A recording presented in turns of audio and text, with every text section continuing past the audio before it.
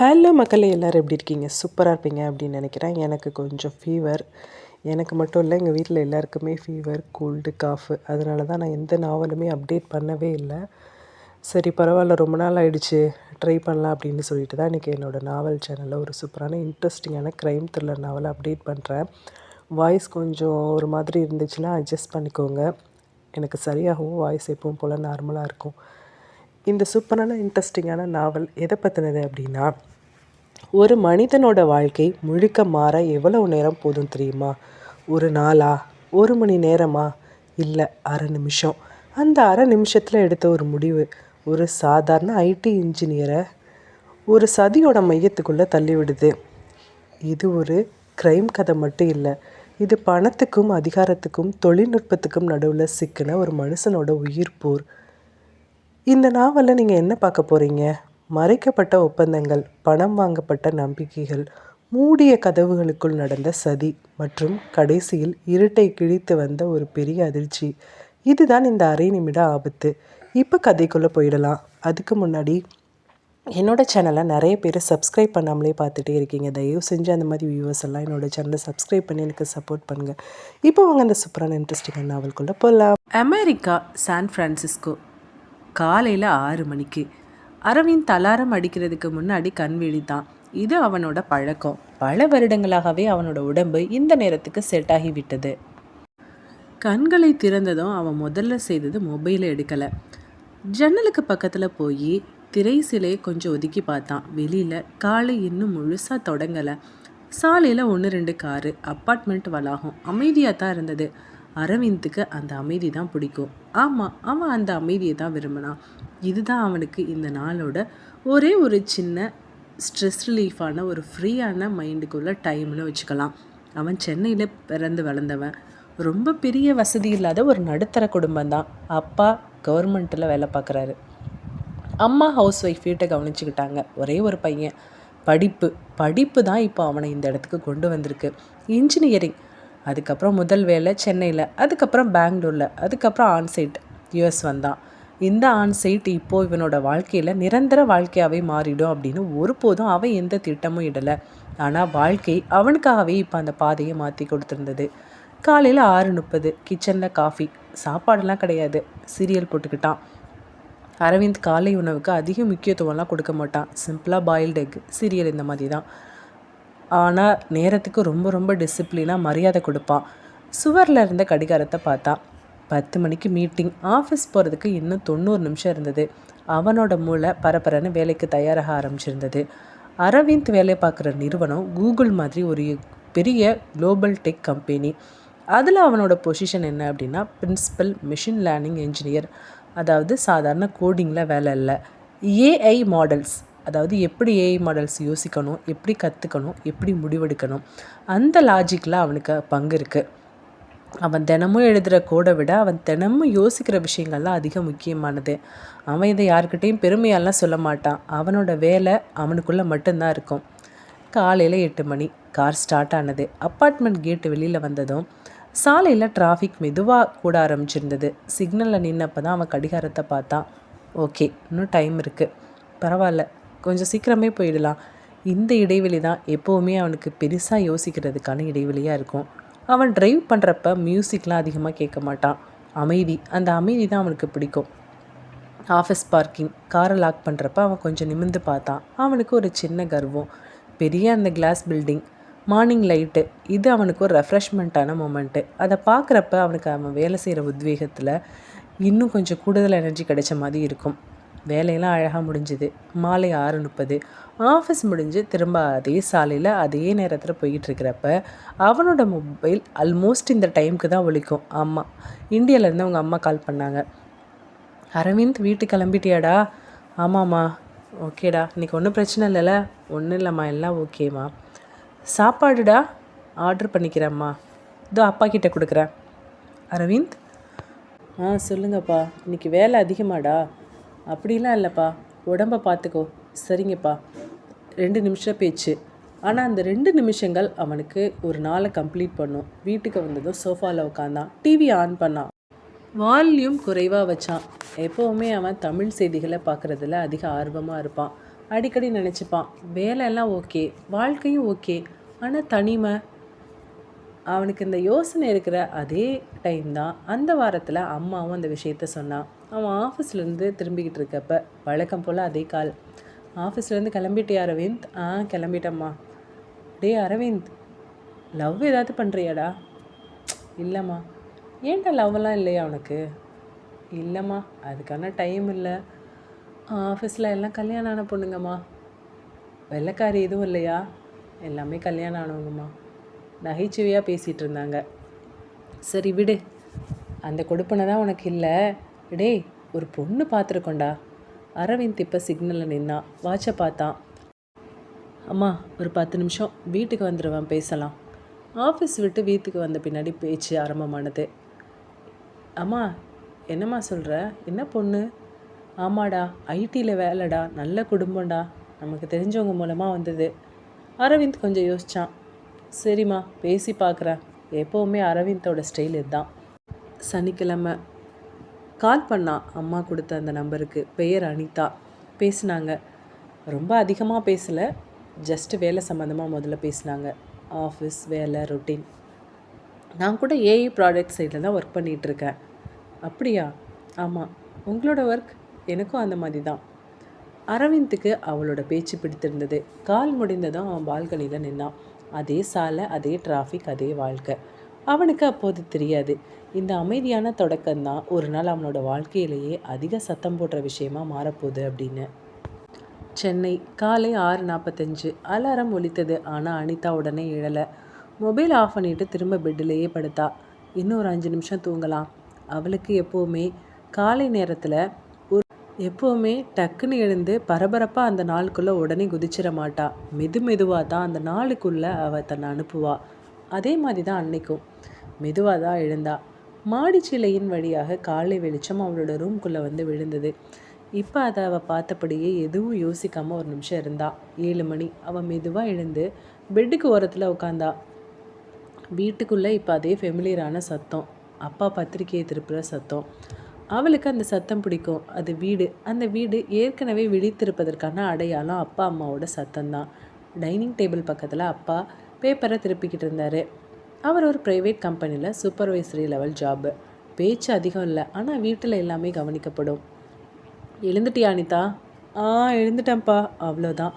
அதுக்கு மேலே வார்த்தைகள் தேவையில்லை. கிச்சனில் அம்மா தயாராகிக்கிட்டு இருந்தா. அவள் அம்மா ஒரு ப்ரைவேட் ஆஃபீஸர். ப்ரைவேட் கம்பெனியில் ஆடிட்டராக ஒர்க் பண்ணிகிட்ருக்காங்க. காலை நேரத்தில் அப்பாவும் அம்மாவும் ஒரே ரிதமில் தான் இருப்பாங்க. இன்றைக்கி டிராஃபிக் அதிகமாக இருக்குது போல இருக்குது, அதனால் சீக்கிரம் கிளம்பணும் அனிதா. அம்மாவும் பேசிக்கிட்டாங்க. இது அவர்கள் வீட்டில் தினசரி உரையாடல்கள். அனிதா காஃபி எடுத்துக்கிட்டு இப்போ ஜன்னல் பக்கத்தில் போய் நின்னா. மொபைலை ஸ்க்ரோல் பண்ணல. அவளுக்கு அந்த காலை நேரத்துக்கு மொபைல் ஸ்க்ரோல் பண்ணுறதுலாம் பொருந்தாது. வெளியில் சென்னை மெதுவாக முழுசாக விழிச்சிட்டு இருந்தது. 8:20. லேப்டாப் ஓப்பன் பண்ணா. அவள் வேலை பார்க்குற கம்பெனி ஒரு மிட் லெவல் ஐடி கம்பெனி. அதில் இவ ஏஐ ப்ராடக்ட்ஸ் டீமோட லீடு. அவளுடைய வேலை வேகமான டிசிஷன்களை விட துல்லியமான முடிவுகள். மீட்டிங்கில் இவள் அதிகமாக பேச மாட்டா, ஆனால் பேசினா அது அன்னெசரி நாய்ஸாக இல்லாமல் எக்ஸாக்டான ஒரு பாயிண்ட்டுக்கு வந்துடும்.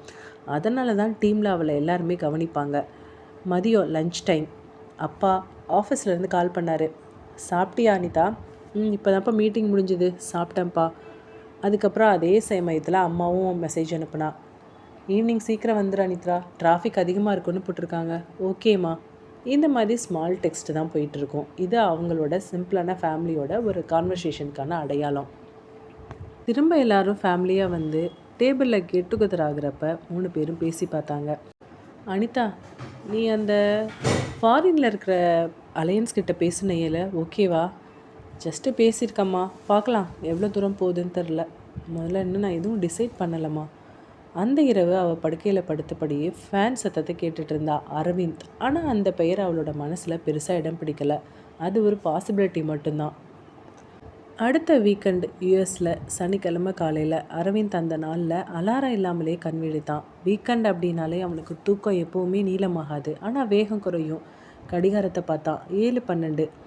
வார நாட்களில் இந்த நேரம் அவன் ஏற்கனவே காரில் இருப்பான். ஆனால் இன்றைக்கி எதுக்கும் அவசரம் இல்லை. அவன் பெட்லேயே இன்னும் 2 நிமிஷம் படுத்துகிட்டே சீலிங்கை பார்த்துட்டு இருந்தான். இன்றைக்கி வேறு எந்த முக்கியமான வேலையும் இல்லை. இதுவே அவனுக்கு ஒரு சின்ன நிம்மதியை கொடுத்தது. கிச்சனில் காஃபி போட்டான். இந்த தடவை கொஞ்சம் ஸ்ட்ராங்கான காஃபி. அவன் வீக்கெண்டில் சின்ன சின்ன விஷயங்கள்லையே மாற்றம் கொண்டு வருவான். ஆஃபீஸ் டைமில் மைல்டான காஃபி, வீக்கெண்டில் ஸ்ட்ராங்கான காஃபி. அந்த காஃபியோட பால்கனிக்கு வந்தான். கீழே ஜாகிங் பண்ணிகிட்டு இருந்தாங்க. ஜாகிங் போனவங்களோட வேகம் கூட இன்றைக்கி குறைவாக இருந்தது. அரவிந்த் சிரித்தான். எல்லாருக்குமே வீக்கெண்ட்னா ஸ்பீடு குறைஞ்சிரும் போல். அவன் மொபைல் எடுத்தான். கேலண்டர் ஆப்பை பார்த்தா. சாட்டர்டே எம்டியாக இருந்தது.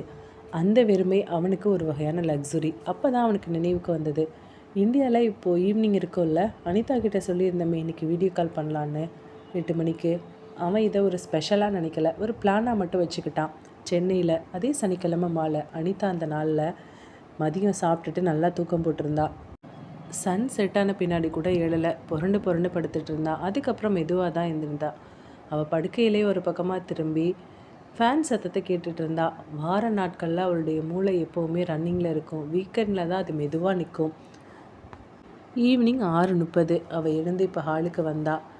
அப்பா அம்மா 2 பேரும் டிவியில் ஒரு சுவாரஸ்யமான நிகழ்ச்சியை பார்த்துட்டு இருந்தாங்க. வீட்டோட அட்மாஸ்பியர் வார நாட்களை விட ரொம்ப மென்மையாக இருந்தது. இன்றைக்கி அந்த பையன் பேசுகிறேன்னு சொல்லியிருக்காப்புல உனக்கு? ஆமாம்மா. ஆமாம், 8 மணிக்கு மேலே பேசுகிறேன்னு சொல்லியிருக்காரு. அவள் அதுக்கப்புறம் எதுவுமே சொல்லலை. அவளுக்கு அந்த கால் ஒரு ஈவெண்ட் இல்லை, அது ஒரு பிளான் மட்டும்தான். அனிதா பால்கனிக்கு வந்தா. சென்னையோட சாலை வார நாட்களை விட டிராஃபிக் குறைவு, ஆனால் சத்தம் அதே மாதிரி இருந்தது.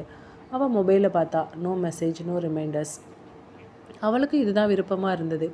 யூஎஸில் அரவிந்த் காலையில் கிராசரி ஷாப்பிங் முடித்து வீட்டுக்கு வந்தான். ஃப்ரிட்ஜில் ஐட்டம்ஸ் வைக்கிறப்ப தான் அவனோட மொபைல் வைப்ரேட் ஆனது. அம்மா தான் மிஸ்டு கால் கொடுத்துருந்தாங்க. அம்மா இப்போ திரும்ப கால் பண்ணான். ஓகேடா, வீக்கெண்ட் நல்லா ரிலாக்ஸ் பண்ணு, நல்லா சாப்பிட்றா, வேற எங்கேயும் வெளில சுற்றாத, வீட்டிலே எடு, ரெஸ்ட் எடு. ஓகேம்மா. ஓகேம்மா. அரவிந்த் இப்போ லேப்டாப்பை ஓப்பன் பண்ணான். சேரை விண்டோ பக்கமாக திருப்பினான். கர்டைனை ஓப்பன் பண்ணான். Morning light. அவன் வாட்சை பார்த்தான். இப்போது அவன் லேப்டாப்பில் இருக்க ஒர்க்கை கைவிட்டுட்டு டைமை பார்த்துட்டு ஓகே அனிதாவுக்கு கால் பண்ணணும் அப்படின்னு நினச்சான். அதுக்குள்ளே அனிதா ரூம்குள்ளே வந்து சிம்பிளாக ஒரு ஷால் போட்டா. ஹேர் ஓப்பனாக இருந்தது, மேக்கப்லாம் இல்லை. இப்போ அவள் மிரரில் பார்த்துக்கல. வீடியோ கால் கனெக்ட் ஆனது. இந்த தடவை ஒரு அமைதி இல்லை. ஹாய் ஹாய்னு சொல்லிக்கிட்டாங்க. அந்த ஹாய் இந்த தடவை கொஞ்சம் லைட்டாக இருந்தது. அரவிந்த் கேட்டான், வீக்கெண்ட் என்ன பிளான் அனிதா? அனிதா உடனே பதில் சொல்லலை. ஸ்பெஷலாக ஒன்றும் இல்லை, வீட்டில் தான். அதுதான் பெஸ்ட்டு, எனக்கும் அதுதான் பிடிக்கும். அவள் சொன்னான்.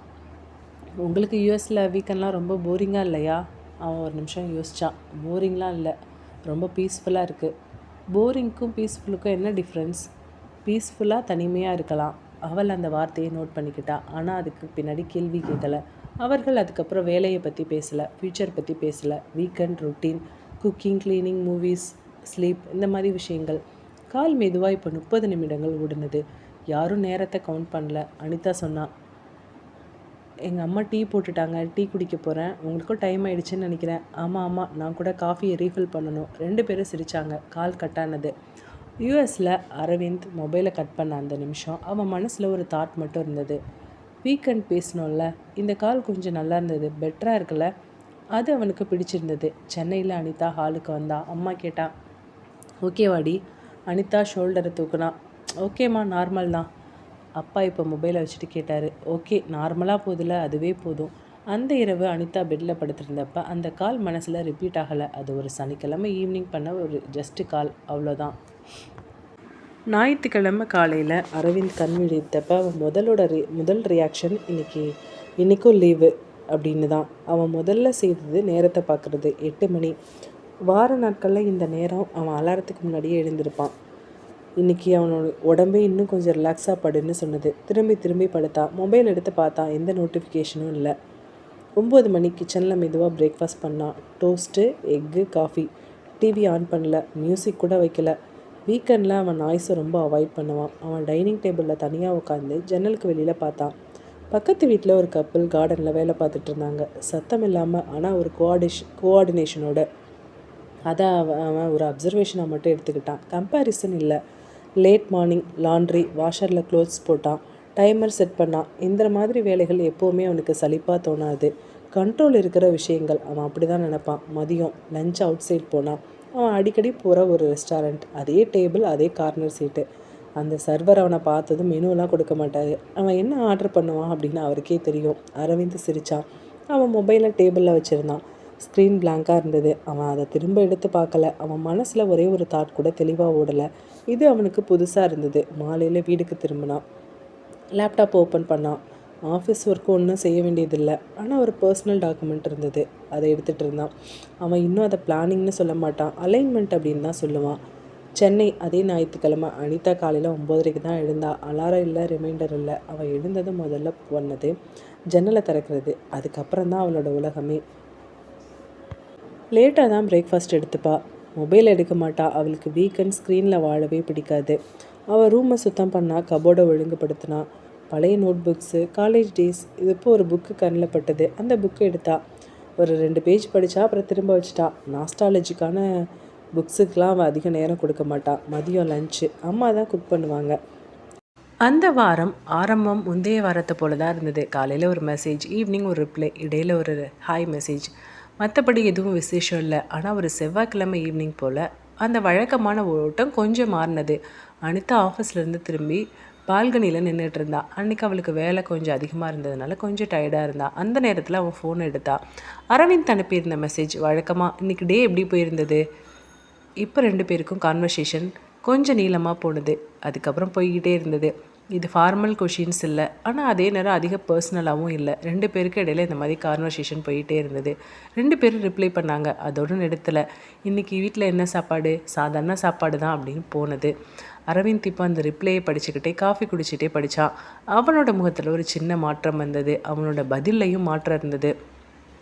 பெரிய விளக்கம் இல்லை, ஆனால் அந்த கான்வர்சேஷனை இது இன்னும் கொஞ்சம் ஒரு படி முன்னாடி நகர்த்தி போனது. அடுத்த நாள் மெசேஜ்கள் வேலை பற்றி மட்டும் இல்லாமல் சின்ன சின்ன விஷயங்களுக்குள்ளே நகர்ந்து போனது. அது என்ன அப்படின்னா, இன்றைக்கி நீ என்ன சமைச்சிங்க வீட்டில்? என்ன சாப்பிட்ட? நீ என்ன சாப்பிட்ட? உனக்கு என்ன பிடிக்கும்? இன்றைக்கி உனக்கு டே எப்படி போச்சு? அடுத்த 2 நாட்களில் அந்த மெசேஜெல்லாம் ஒரு ரிதம் எடுத்தது. காலையில் காஃபி பற்றி பேச்சு, மாலையில் எப்படி இருந்தது, வேலை எப்படி இருந்தது, ஒர்க்கு ஹெக்டிக்கா. இப்போ அதுக்கான பதில்கள் கொஞ்சம் நீளமாக இருந்தது. ஒரு நாள் அரவிந்த் அனிதா கிட்டே கேட்டான், உனக்கு எந்த மாதிரி காஃபி பிடிக்கும் அப்படின்னு சொல்ல. இவ சொன்னால், எனக்கு அதிகமாக காஃபியை விட டீ தான் பிடிக்கும் அப்படின்னு சொன்னான். அது மட்டும் இல்லை, அப்பப்போ காஃபி குடிப்பேன் அப்படின்ற ஒரு சின்ன விஷயத்தையும் சேர்த்தா. காலையில் காஃபி குடிப்பேன், ஈவினிங் மோஸ்ட்லி டீ தான் ப்ரிஃபர் பண்ணுவேன். அரவிந்த் இப்போ அதை கேட்டதும் சிரித்தான். நல்லது தான், 2 பேரும் ஒரே மாதிரி இருக்கக்கூடாது. அடுத்த வாரம் மெசேஜ்கள் சாப்பாட்டிலேருந்து வெளியே வந்தது. அவங்களுக்கு எந்த மாதிரி இடங்கள் பிடிக்கும், அவன் எந்த மாதிரி ரெஸ்டாரண்ட்டுக்கு போவான். பெரிய பெரிய ஃபேன்சி இடங்கள்லாம் இல்லை, சின்ன கடைகள், பழகுன சுவை. அவர்களோட தேர்வு ஒரே மாதிரி இருந்தது. அதை தெரிஞ்சுக்கிட்டப்போ 2 பேருக்கும் ஒரு ஆச்சரியம். அதுவே நியூட்ரலாக 2 பேருக்கும் ஒரு ஃபிட்டானது. அதற்கப்புறம் 2 பேருக்கும் இந்த டைம் தான் அப்படின்னு இல்லை, எந்த நேரம் வேணாலும் பேசலாம் அப்படின்ற லெவலுக்கு மாறி இருந்தாங்க. அது ஒரு புதன்கிழமை, அமெரிக்காவில் சான் ஃப்ரான்சிஸ்கோவில் காலையில். அரவிந்த் ஆஃபீஸ்க்கு கிளம்ப தயாராகிக்கிட்டு இருந்தான். லேப்டாப் பேக் ரெடியாக வச்சுருந்தான். காஃபி ஆல்மோஸ்ட் ஃபினிஷ் பண்ணியிருந்தான். அவன் ஃபோனை பார்த்தான். அனிதா அனுப்பியிருந்த மெசேஜ், குட் மார்னிங், அதோட இன்னொரு வரி போட்டிருந்தா. இன்றைக்கி அவளுக்கு வேலை கொஞ்சம் ஹெவின்னு போட்டிருந்தான். அவன் ரிப்ளை பண்ணான், பரவாயில்ல, நான் வேணா உனக்கு பேசவா? உடனே கால் பண்ணவா? உடனே வீடியோ கால் பண்ணாங்க. இப்போது அவங்களுக்கு ஃபார்மாலிட்டிக்கு ஹாய்லாம் சொல்கிறதுக்கான பழக்கம் மாறி இருந்தது. பேச்சு பெரிதாக ஆரம்பித்திருந்தது. அவள் சொன்ன ஆஃபீஸில் நடந்த ஒரு சின்ன இன்சிடெண்ட்டை. இது ப்ராப்ளம் மட்டும் இல்லை, ப்ரெஷர் மட்டும்தான். அவன் கேட்டான், அட்வைஸ் கொடுக்கலான்னா. அவன் சொன்னான், அவனுடைய நாள் இன்னும் ஸ்டார்ட் ஆகாததை பற்றி. மார்னிங் கால்ஸ்லாம் உங்களுக்கு ரொம்ப டஃப்பாக இருக்கும்ல? அவன் சிரித்தான். டஃப்பெல்லாம் இல்லை, கொஞ்சம் குவைட்டாக இருக்கும். அதுக்கப்புறம் 20 நிமிஷம் அவன் காரில் கிளம்புன எல்லா நிமிஷமும் வீடியோ கால் தான். இது பிளான்டு கால்லாம் இல்லை, பேசணும்னு தோணியிருக்கு, அதனால் பேசினாங்க. இந்த விஷயம் திரும்ப திரும்ப ரிப்பீட் ஆகிட்டே இருந்தது. அதற்கு அடுத்து வந்த வாரத்தில் 2 வீடுகள்லையும் ஒரே மாதிரி உரையாடல்கள் தான். அதிக எக்ஸைட்மெண்ட் இல்லை, அதிக அமைதியும் இல்லை. ஆனால் ஒரே ஒரு விஷயம் மட்டும் கிளியராக இருந்தது, 2 பேருக்கும் ஓகே. வீடுகளுக்கு எந்த அப்ஜெக்ஷனும் இல்லை. அனிதாவும் அரவிந்தும் இந்த டிஸ்கஷன்கள் மணிக்கணக்கில் டிஸ்கஸ் பண்ணாங்க. இதில் ஒரு பெரிய ப்ரப்போசல் சீன்லாம் கிடையாது, என்கேஜ்மெண்ட் அனௌன்ஸ்மெண்ட்டும் கிடையாது. இது ஒரு இந்தியன் அரேஞ்சு செட்டப்பில் முக்கியமாக 2 பேருக்கும் ஒரு நல்ல புரிதல் இருந்திருந்தது. 2 பேரும் எல்லாத்துலேயும் ஒரே முடிவில் இருந்தாங்க. அதை ஒருத்தருக்கு ஒருத்தர் நேராக பேசிக்கிட்டாங்க. 2 பேருக்கும் ஒரே மாதிரி ஃபீல் வந்தது, நம்ம சரியான இடத்துல இருக்கோம் அப்படின்னு 2 பேரும் நம்பினாங்க. திருமணத்துக்கான தேதி முடிவு செய்யப்பட்டது. அரவிந்த் ஆஃபீஸில் லீவ் அப்ளை பண்ணியிருந்தான், அதுவும் அப்ரூவல் ஆனது. அவன் திருமணம் சம்மந்தமாக இந்தியாவுக்கு முதன்முறையாக விசிட் பண்ணான். அரவிந்த் சென்னை விமான நிலையத்திலேருந்து வெளியில் வந்தப்போ அவனை முதல்ல தாக்குனது வெயிலோ இல்லை சத்தமோ இல்லை, அவன் பல வருடங்களாக உடம்புக்குள்ளே ஏங்கி வச்சுருந்த அந்த சென்னையோட காற்று. ஆஹா, நான் என்னோடய தாய்நாட்டுக்கு வந்துட்டேன் அப்படின்ற உணர்வு. அந்த உணர்வு தான், அது எந்த ஒரு வார்த்தையும் இல்லாமல் அவனோட தோள்களில் மெதுவாக இறங்கின மாதிரி இருந்தது. கார் நகரத்துக்குள்ளே நுழைந்தப்ப சாலையோர கடைகள், சுவர்களில் ஒட்டப்பட்ட பழைய போஸ்டர்கள், சிக்னலில் நின்று பேசிக்கிட்டு இருக்கிற மக்கள், இது எல்லாமே அவனுக்கு புதுசு இல்லை, பழசும் இல்லை. ஆனால் இது எல்லாமே அவனோட வாழ்க்கையின் ஒரு பகுதி போல் சில காலம் மிஸ் ஆகியிருந்தது. இப்போ திரும்ப அது ப்ளே ஆக ஆரம்பித்த மாதிரி இருந்தது. அந்த நாள் முழுக்க அவன் வீட்டில் இருந்தாலும் அவனோட மனசு தொடர்ந்து ஒரு குறிப்பிட்ட நேரத்தையே நோக்கிக்கிட்டு இருந்தது. அதில் எந்த அவசரமும் இல்லை, பதட்டமும் இல்லை. ஆனாலும் இன்னும் சில மணி நேரத்தில் நம்ம நேரில் சந்திக்க போகிறோம் அப்படின்ற உணர்வு அவன் செய்கிற ஒவ்வொரு சின்ன விஷயத்துக்குள்ளேயும் மெல்ல மெல்ல கலந்துக்கிட்டே இருந்தது. அனிதாவும் அந்த காலை எழுந்ததுலேருந்து அவள் வீட்டில் எதுவும் விசேஷமாக நடந்துக்கிட்டு இருக்கவில்ல அப்படின்னாலும் அவள் மனசுக்குள்ளே மட்டும் அந்த நாள் ஒரு சாதாரண நாளாக இல்லாமல் நீண்ட நாட்களாக எதிர்பார்த்த ஒரு பக்கத்தை திருப்பு போகும் நாளாக மாற்றியிருந்தது. அவள் அதை யார்கிட்டையும் ரொம்ப ரகசியமாக ஷேர் பண்ணலை.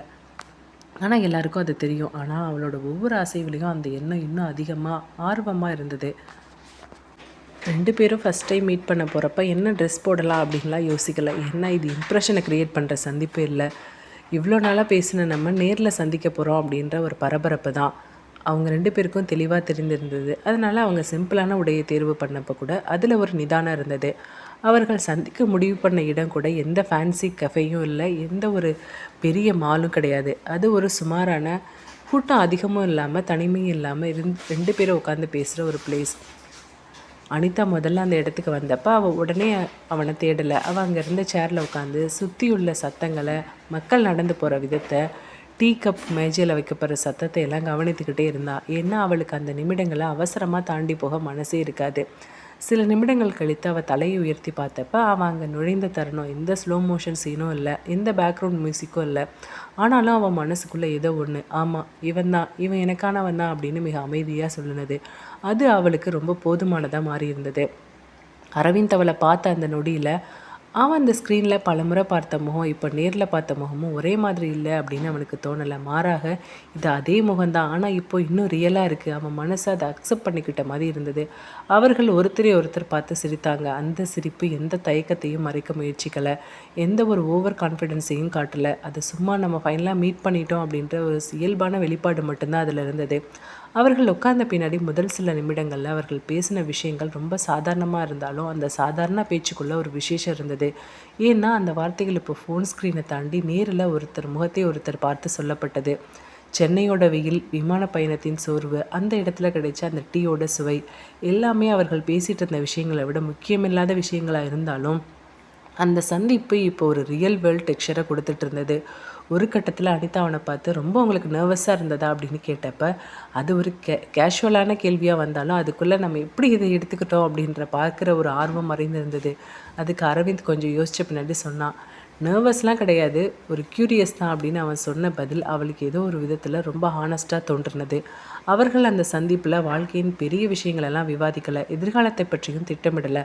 ஏன்னா அதுக்கெல்லாம் அவர்கள்கிட்ட இன்னும் நேரம் இருக்குது அப்படின்னு 2 பேருக்கு நம்பிக்கை இருந்தது. அதனால் அந்த 1 மணி நேரம் அவர்கள் ஒருவரை ஒருவர் உண்மையிலே எப்படி புரிந்து வைத்திருக்கிறாங்க அப்படின்றத உணர்ந்து கொள்வதற்காக போதுமானதாக இருந்தது. போகிற நேரத்தில் அவர்கள் ஒருவருக்கொருவர் திரும்ப மீட் பண்ணலாம் நாளைக்கு அப்படின்னு சொன்னப்போ அது வெறும் மரியாதைக்காக சொல்லப்பட்ட வார்த்தையாக இல்லை, அந்த வார்த்தைகளுக்குள்ளே இதை நம்ம அவசரப்படுத்தாமல் சரியான வேகத்தில் கொண்டுட்டு போகிறோன்ற சொல்கிற ஒரு நிம்மதியும் கலந்துருந்தது. அவர்கள் தத்தம் திசைகளில் நடந்து சென்ற பின்னாடி கூட அந்த சந்திப்பு உடனே ஒரு நினைவாக மாறலை. அது ஒரு ப்ராசஸ் மாதிரி மெதுவாக மனசுக்குள்ளே செட்டில் ஆகிக்கிட்டே இருந்தது.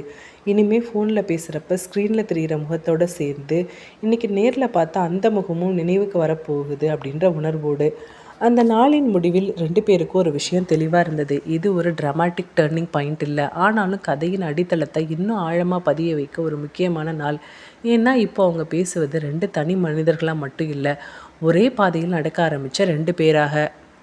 திருமண நாள் வந்து சேர்ந்தது என்று சொல்லும்போது அது ஒரு கேலண்டர் தேதியாக மட்டும் இல்லை, அது அனிதா வீட்டில் கடந்த சில வாரங்களாக நடந்த ஒவ்வொரு சின்ன வேலைக்கும், ஒவ்வொரு அமைதியான உரையாடலுக்கும், ஒவ்வொரு சோர்வான மாலைக்கும் ஒரு முடிவாகவும் அதே நேரத்தில் இன்னொரு வாழ்க்கையின் தொடக்கமாகவும் இருந்தது. அந்த நாள் காலை அனிதா கண் விழித்தப்ப அவளோட மனசில் இருந்த முதல் உணர்வு பதற்றமோ பயமோ இல்லை, மாறா இது வரைக்கும் எல்லாமே சரியாக வந்திருக்கு, இனிமேலும் இதே மாதிரி தான் இருக்கணும் அப்படின்ற ஒரு நம்பிக்கை அவள் உள்ளுக்குள்ளே ரொம்ப அமைதியாக உட்கார்ந்துருந்தது. வீடு முழுக்க உறவினர்கள் சத்தங்கள், சிரிப்புகள், சின்ன சின்ன வாக்குவாதங்கள், அடுப்பிலிருந்து வரும் வாசனைகள், பூக்கட்டுகளின் மனம் என்று நிரம்பி இருந்தாலும் அந்த கூட்டத்துக்குள்ளே அனிதா தனியாக ஃபீல் பண்ணலை. ஏன்னா அவள் ஒவ்வொரு விஷயத்தையும் பார்த்துக்கிட்டு இருந்த பார்வையிலேயே இது நம்ம வாழ்க்கையின் ஒரு பகுதின்னு அதை அக்செப்ட் பண்ணிக்கிட்ட மனநிலையில் இருந்தா. அரவிந்த் பக்கம் பார்த்தா அவனுக்கு இந்த கல்யாணம் ஒரு பெரிய விழாவாக இல்லாமல் அவனோட வாழ்க்கையில் எடுத்த ஒரு தெளிவான முடிவின் வெளிப்பாடாகவே தோன்றினது. அதனால் அவனோட முகத்தில் இருந்த அமைதி அந்த நாளின் பரபரப்புக்கு எதிராக ஒரு கான்ட்ராஸ்ட் மாதிரி இருந்தது. மந்திரங்கள் சொல்லப்பட்டன, சடங்குகள் நடந்தன, பெரியவர்கள் வழக்கமான அறிவுரைகள் சொன்னார்கள். கேமரா ஒளிகள் அடிக்கடி மின்னினாலும் அந்த எல்லாத்துக்கும் நடுவில் அனிதாவும் அரவிந்தும் ஒரு விஷயம் மட்டும் தெளிவாக இருந்தது. இது அவர்கள் ஒருவருக்கொருவர் ஆம் என்று சொல்லிக்கொண்ட தருணம். உலகத்துக்காக நடத்தப்படும் ஒரு நிகழ்ச்சி மட்டும் இல்லை. திருமணம் முடிந்த பிறகு எல்லோரும் களைப்போடு வீடு திரும்பிய அந்த மாலை அனிதா முதன்முறையாக அரவிந்த் தன்னோட கணவன் என்ற வார்த்தையோடு இணைத்து நினைத்தப்ப அந்த எண்ணம் அவளுக்கு வெட்கமாகவோ மிகைப்படுத்தப்பட்டதாகவோ தோன்றவில்லை. இது இப்படி தான் இருக்கணும் அப்படின்னு இயல்பாக ஃபிக்ஸ் ஆன மாதிரி ஒரு உண்மை இருந்தது. திருமணத்துக்கு பின்னாடி வர்ற முதல் சில நாட்கள் வெளியிலேருந்து பார்க்குறப்போ ரொம்ப சத்தமாகவும் ரொம்ப சந்தோஷமாகவும் தெரிந்தாலும் உள்ளுக்குள்ளே அது கொஞ்சம் மெதுவான நாட்கள் தான். ஏனென்றால் இன்னும் 2 பேரும் ஒருத்தரை ஒருத்தர் புதிதாக கண்டுபிடிக்க முயற்சி செய்யவில்லை. மாறா இதுவரை புரிந்து கொண்டதை இன்னும் நிதானமாக வாழ ஆரம்பித்திருந்தார்கள். அந்த 1 மாத காலம் அரவிந்த் சென்னையில் இருந்த நாட்கள் அவர்களுக்கு ஒரு விசேஷமான ரிதமை உருவாக்குனது. காலையில் 2 பேரும் சேர்ந்து ஒரே போல் காஃபி குடிப்பாங்க. வீட்டில் யாரும் இல்லாத நேரங்களில் பெரிய உரையாடல்கள். நைட்டு டெரஸில் நின்று நகரத்தோட சத்தத்தை கேட்டபடியே பேசுகிறது, நைட்டு டெரஸில் சாப்பிட்றது அவர்களோட உறவை மெதுவாக இன்னும் ஆழமாக கொண்டு போய்கிட்டு இருந்தது. அவர்களோட காதல் திருமணத்துக்கு பின்னாடி திடீர்னு மாறல, அது ட்ராமாட்டிக்காக க்ரோ ஆகலை, அதில் ஒரு புதிய லேயர் எடுத்திருந்தது. அதாவது இப்போது அவர்கள் பேசுவது, சிரிப்பது, அமைதியாக இருப்பது எல்லாமே நம்ம 2 பேரும் ஒரே பக்கம்தான் அப்படின்னு சொல்கிற ஒரு நிச்சயத்தோடு இருந்தது. அரவிந்த் அமெரிக்காவுக்கு திரும்ப வேண்டிய நாள் நெருங்கிக்கிட்டு இருந்தது. அந்த விஷயம் வீட்டுக்கு யாருக்கும் சர்ப்ரைஸ் ஆகலை. ஏன்னா ஆரம்பத்திலேருந்தே இது ஒரு டெம்பரவரி செப்பரேஷன் தான் அப்படின்ற ஒரு முடிவு எல்லாருக்குமே தெரியும். அதனால் அவனோட பிரிவு கண்ணீரோடு இல்லாமல் ஒரு ப்ராக்டிக்கல் அக்செப்டன்ஸோடு நடந்தது. அனிதாவுக்கு விசா ப்ராசஸ் உடனே தொடங்கலை. ஏன்னா கல்யாணத்துக்கு பின்னாடி தேவைப்படும் documentation, marriage certificate, name update, appointment slot இது எல்லாமே ஒரே நாளில் நடக்க முடியாத விஷயங்கள் என்பதை 2 பேரும் தெரிந்து வச்சுருந்தாங்க. அதனால் அந்த டிலேயை அவர்கள் ஒரு தடையாக எடுத்துக்கொள்ளலை. அந்த நாட்களில் அவர்கள் இன்னும் ஒருத்தருக்கு ஒருத்தர் இன்னும் நெருக்கமாக இருந்தாங்க. ஏன்னா இப்போ பேசுகிறப்ப அவங்க நெக்ஸ்ட்டு என்ன பிளான் அப்படின்னு பேச ஆரம்பிச்சிருந்தாங்க. இப்போ நம்ம 2 பேரும் ஒரே வாழ்க்கையில் தான் இருக்கோம் அப்படின்னு உணர்ச்சியோடு பேச ஆரம்பிச்சிருந்தாங்க. அரவிந்த் திரும்ப அமெரிக்கா போகிற நாட்களில் ஏர்போர்ட்டில் நடந்த குட் பை சீன் எதுவும் மூவி கிளைமேக்ஸ் போல் இல்லை. அது ரொம்ப அமைதியான இருந்தது, தெளிவாக இருந்தது. அதுக்குள்ளே ஒரு நம்பிக்கை இருந்தது. ஏன்னா இந்த பிரிவு தற்காலிகம்தான் அப்படின்னு 2 பேரும் நிச்சயமாக தெரிந்துட்டு இருந்தாங்க. அரவிந்த் போன பின்னாடி அனிதாவோட வாழ்க்கை திடீர்னு காலியாக மாறலை. அவள் வீட்டில் இருந்தா, வேலைக்கு போனா, விசா டாக்குமெண்ட்ஸை ஒழுங்குபடுத்தினா. அதே நேரத்தில் டெய்லி அரவிந்த் கிட்டே பேசிக்கிட்டே இருந்தா. நம்ம என்ன பண்ணிக்கிட்டு இருக்கோம்? 2 பேருக்கும் இந்த பேச்சு தொடர்ந்து போயிட்டு இருந்தது. அடுத்த 1 மாதம் வெளியிலேருந்து பார்க்குறப்ப பெரிய விஷயங்கள் நடக்காத மாதிரி தெரிந்தாலும் உண்மையில் அது அவர்களுடைய உறவை ரொம்ப வலுவாக கட்டி எழுப்பிய ஒரு முக்கியமான காலகட்டம். ஏன்னா அந்த நேரத்தில் தான் அவர்கள் ஒருத்தரை ஒருவர் ரொமான்டிக் பார்ட்னராக இல்லாமல் லைஃப் பார்ட்னராகவும் இன்னும் அதிகமாக உணர்ந்திருந்தாங்க. அவர்கள் சிரித்தார்கள், சின்ன சின்ன டிஸ்அக்ரிமெண்ட்ஸ் வந்தது, உடனே செட்டில் ஆனது. ஃப்யூச்சர் பற்றி பேசினாங்க, சில விஷயங்களை போஸ்ட்போன் பண்ணாங்க, சில விஷயங்களை கிளியராக டிசைட் பண்ணாங்க. இதெல்லாம் சேர்ந்து அவர்களுடைய வாழ்க்கையை ஒரு ரியலிஸ்டிக் ஷேப்புக்கு கொண்டு வந்தது. இந்த நேரத்தில் யாருக்கும் தெரியாது. இந்த அமைதியான சந்தோஷமான நிலையான காலகட்டம் தான் பின்னாடி வரப்போட மிகப்பெரிய சிக்கல்களுக்கு ஒரு கான்ட்ராஸ்டாக மாறப்போகுது அப்படின்னு இப்போ அவங்களுக்கு தெரியலை. திருமணம் முடிந்து 6 மாதங்கள் கழிந்திருந்தது. அந்த இடைவெளி வெளியிலேருந்து பார்க்குறப்ப நீண்ட காலம் போல் தெரிந்தாலும் அவர்களுடைய வாழ்க்கைக்குள்ளே அது ஒரு சின்ன சின்ன வேலைகளாலும், பேப்பர் ஒர்க்குகளாலும், ரெசிக்னேஷன் மெயில்களாலும், டாக்குமெண்டேஷன் காப்பீஸாலும் நிரம்பி இருந்ததுனால அந்த காலம் மெதுவாகவும் அதே நேரத்தில் வேகமாகவும் போய்கிட்டு இருந்தது. அனிதா தன்னோட வேலையை ரிசைன் பண்ணி அந்த நாளில் ஆஃபீஸில் பெரிய எமோஷனல் ஃபேர்வெல் எதுவும் நடக்கலை. அவள் டெஸ்க்கை சுத்தம் பண்ணா, லேப்டாப்பை ஹேண்ட் ஓவர் பண்ணா, செக்யூரிட்டி பேட்சை திருப்பி கொடுத்தா. அதே நேரத்தில் நான் இங்கேருந்து போகிறேன் அப்படின்ற எந்த ஒரு பெரிய அறிவிப்பு மனசுக்குள்ளே மட்டும்தான் ஓடிக்கிட்டு இருந்தது. வெளியில் அது ஒரு சாதாரண வேலை நாள் முடிந்த மாதிரி தான் இருந்தது. வீட்டுக்கு வந்து சூட்கேஸ்கள் அடுக்க ஆரம்பித்தப்போ தான் அவள் உண்மையிலேயே அந்த நகரத்தை மட்டும் இல்லை, ஒரு பழைய ரொட்டீனையும் விட்டு போகிறா அப்படின்றதே அவளுக்கு தெளிவாக உணர்ந்தது. அதனால் அவள் எடுத்து செல்கிற பொருட்களில் துணிகளோடு சேர்ந்து அவளுடைய அம்மா கொடுத்த மசாலா தூள் பாக்கெட்டு, குழம்பு தூள், சாம்பார் பொடி, ரசப்பொடி, அதோடு வீட்டு சுவையை நினைவூட்டும் இன்னும் சில பொருட்களும் அடங்கியிருந்தது. அமெரிக்காவுக்கு வந்து சேர்ந்த முதல் நாளில் அனிதாவுக்கு அந்த வீடு புதுசாகவும் வெறுமையாகவும் தோன்றினது. ஏன்னா ஃபர்னிச்சர் இருந்தாலும் அந்த வீட்டுக்குள்ளே குடும்பமாக இருக்கிற ஒரு உணர்வு இன்னும் செட்டில் ஆகலை. ஆனாலும் அந்த உணர்வு அவளை பயமுறுத்தலை. மாறா இதை நம்ம 2 பேரும் சேர்ந்து நிரப்ப போகிறோம் அப்படின்னு சொல்கிற ஒரு உற்சாகம் தான் அவளுக்குள்ளே அதிகமாக இருந்தது. முதல் 1 மாதம் அவள் எந்த ஜாப் சர்ச்சுக்கும் அப்ளை பண்ணல, அவசரப்படலை. ஏன்னா அந்த காலம் முழுக்க அவள் அந்த வீட்டை உண்மையிலேயே வீடாக்குவதற்காக செலவழிக்கப்பட்டா. கிச்சன் கேபினெட்களை திறந்து பார்த்து எங்கெங்கே என்னென்ன வைக்கலாம் அப்படின்னு யோசிச்சா. இந்தியாவிலேருந்து கொண்டு வந்த மசாலா தூள் பாக்கெட்டுகளை ஜிப்லாக்கரில் மாற்றி வச்சா. கிராசரி ஸ்டோர்களில் கிடைக்கிற இன்க்ரீடியன்ஸை வச்சு ஃபெமிலியர் டிஷ்ஷஸ் செய்ய முயற்சி பண்ண அந்த நாட்கள் அவளுக்கு ஒரு விதமான கிரவுண்டிங்கை கொடுத்துருந்தது. அரவிந்த் ஆஃபீஸ்லேருந்து திரும்புகிற ஒவ்வொரு மாலையும் வீட்டுக்குள்ளே சமையல் வாசனை பரவ ஆரம்பிச்சிருந்ததை கவனித்தப்ப இப்போதான் அவனுக்கு அந்த வீடு உண்மையிலேயே நம்ம வீடுன்னு ஃபீல் ஆக ஆரம்பிச்சிருந்தது. ஏன்னா அந்த வாசனைகள் அவன் பல வருடங்களாக நினைவில் மட்டும் வச்சுருந்த ஒரு வாழ்க்கையை திரும்ப உயிர்ப்பித்த மாதிரி இருந்தது. அந்த செட்டிலிங் இன் நாட்களில் அனிதா மெதுவாக தன்னோட அடுத்த கட்டத்தை பற்றி பேச ஆரம்பிச்சிருந்தா. அவள் ஜாப் அப்ளை பண்ண போகிறதையும் அதுக்கான ப்ரிப்ரேஷனை சீரியஸாக எடுத்துக்கொள்ள போகிறதையும் பற்றி சொன்னப்போ அரவிந்த் அதை பற்றி எந்த ஒரு ஹெசிடேஷனும் காட்டலை. ஏன்னா அவன் ஏற்கனவே இந்த விஷயத்தை லாஜிக்கலாகவும் ப்ராக்டிக்கலாகவும் யோசித்து வச்சுருந்தான். அரவிந்த் அமெரிக்க சிட்டிசன் அப்படின்றதுனால அனிதாவுக்கு ஒர்க் எலிஜிபிலிட்டி இருக்கும் அப்படின்றது 2 பேரும் தெளிவாக தெரிஞ்சு வச்சுருந்தாங்க. அதனால் அந்த ஜாப் சர்ச் ஒரு அன்சர்டன் ட்ரீம் மாதிரி இல்லாமல் ஓகே இதை எப்படி அப்ரோச் பண்ணலாம் அப்படின்னு பிளான் பண்ணுற மாதிரி ஒரு ப்ராசஸ் மாதிரி தான் தொடங்கினது. அனிதா ரெஸ்யூம் அப்டேட் பண்ண ஆரம்பித்தப்ப அவள் இதுவரை பண்ண எல்லா ப்ராஜெக்ட்ஸ்லையும் இந்தியாவில் கற்றுக்கிட்ட ஒர்க் கல்ச்சர், டெக்னிக்கல் ஸ்ட்ரென்த் எல்லாத்தையும் ஒரே பேப்பரில் கண்டென்ஸ் பண்ண வேண்டிய சிரமம் அவளுக்கு சின்ன சவாலாக இருந்தாலும் அந்த சவால் அவளுக்கு புதுசல்ல. ஏன்னா அவள் எப்போதும் தன்னோட வாழ்க்கையில் மாற்றங்களை எதிர்கொண்டவள் தான். அவள் ஆன்லைன் போர்ட்டல்ஸ் ப்ரொஃபைல் க்ரியேட் பண்ணி ஜாப் போஸ்டிங் ப்ரௌஸ் பண்ண ஆரம்பித்தப்போ அந்த ப்ராசஸில் இமீடியட் எக்ஸைட்மெண்ட் எதுவும் தரல. ஆனாலும் ஒவ்வொரு அப்ளிகேஷனை சப்மிட் பண்ணுறப்பையும் இப்போது நம்ம இந்த நாட்டில் நமக்கான ஒரு இடத்தை தேட ஆரம்பிச்சிட்டோம் அப்படின்னு அவள் நினைக்கிறப்ப அந்த நம்பிக்கையை அவளுக்கு உள்ளுக்குள்ளே ஒரு ஸ்ட்ராங்கான ஃபீலை கொடுத்துட்டு இருந்தது. அதுக்கப்புறம் இன்டர்வியூ கால்ஸ் வர ஆரம்பித்தப்போ அனிதா அதை ஒரு ப்ரெஷராக எடுத்துக்கொள்ளலை. ஒவ்வொரு இன்டர்வியூவையும் அவள் ஒரு கான்வர்சேஷன் மாதிரி எடுத்துக்கிட்டா, ஒரு பாடம் மாதிரி எடுத்துக்கிட்டா.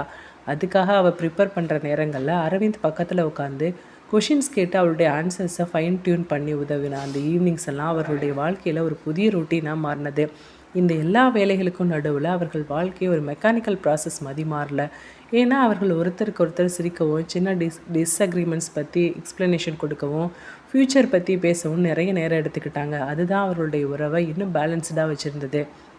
அனிதா அந்த நாட்களில் அடிக்கடி நினச்சா, இந்த இடம், இந்த வீடு, இந்த ரொட்டீன் இது எல்லாமே அவள் வாழ்க்கையில் திடீர்னு வந்து விழுந்த விஷயங்கள். அவள் எடுத்த ஒவ்வொரு முடிவும், அரவிந்த் எடுத்த ஒவ்வொரு ஸ்டெப்பும் மெதுவாக இங்கே வந்து சேர்ந்த ஒரு அழகான பாதைக்கான வழித்தடம். அவர்களுக்கு இப்போ தெரியாது, இந்த அமைதியான செட்டிலிங்கின் காலம், இந்த ஜாப் அப்ளிகேஷன்ஸ், இந்த கிச்சன் ரொட்டீன்ஸ் இது எல்லாமே பின்னாடி வரப்போகிற மிகப்பெரிய சிக்கல்களுக்கு ஒரு மெல்லிய அடித்தளமாக மாறப்போகுது அப்படின்னு. அனிதா புதிய கம்பெனியில் வேலைக்கு ஜாயின் பண்ணியிருந்த அந்த நாட்கள் அவளுக்கு வேலைக்கு பழக வேண்டிய நாட்களாக மட்டுமல்லாமல் இந்த நாட்டில் அவளுடைய சமூக வட்டாரத்தை மெதுவாக உருவாக்கி கொள்ளும் நாட்களாகவும் மாறியிருந்தது. ஏன்னா ஆஃபீஸ் ரொட்டீன் மட்டும் வாழ்க்கையாகாது அப்படின்றத அவன் நல்லாவே புரிஞ்சு வச்சுருந்தா. அரவிந்த் இது ஆரம்பத்திலேருந்தே அவனும் சொல்லிக்கிட்டு தான் இருந்தான். அவன் பல வருஷங்களாக இங்கே வாழ்ந்தவன் அப்படின்றதுனால வேலைக்கு அப்புறம் மனிதர்களுக்கும் குடும்பங்களுக்கும் வார இறுதி நாட்களுக்கும் நம்ம முக்கியத்துவம் கொடுக்கணும் அப்படின்றத அதை அவன் அனுபவத்திலே கற்றிருந்தான்.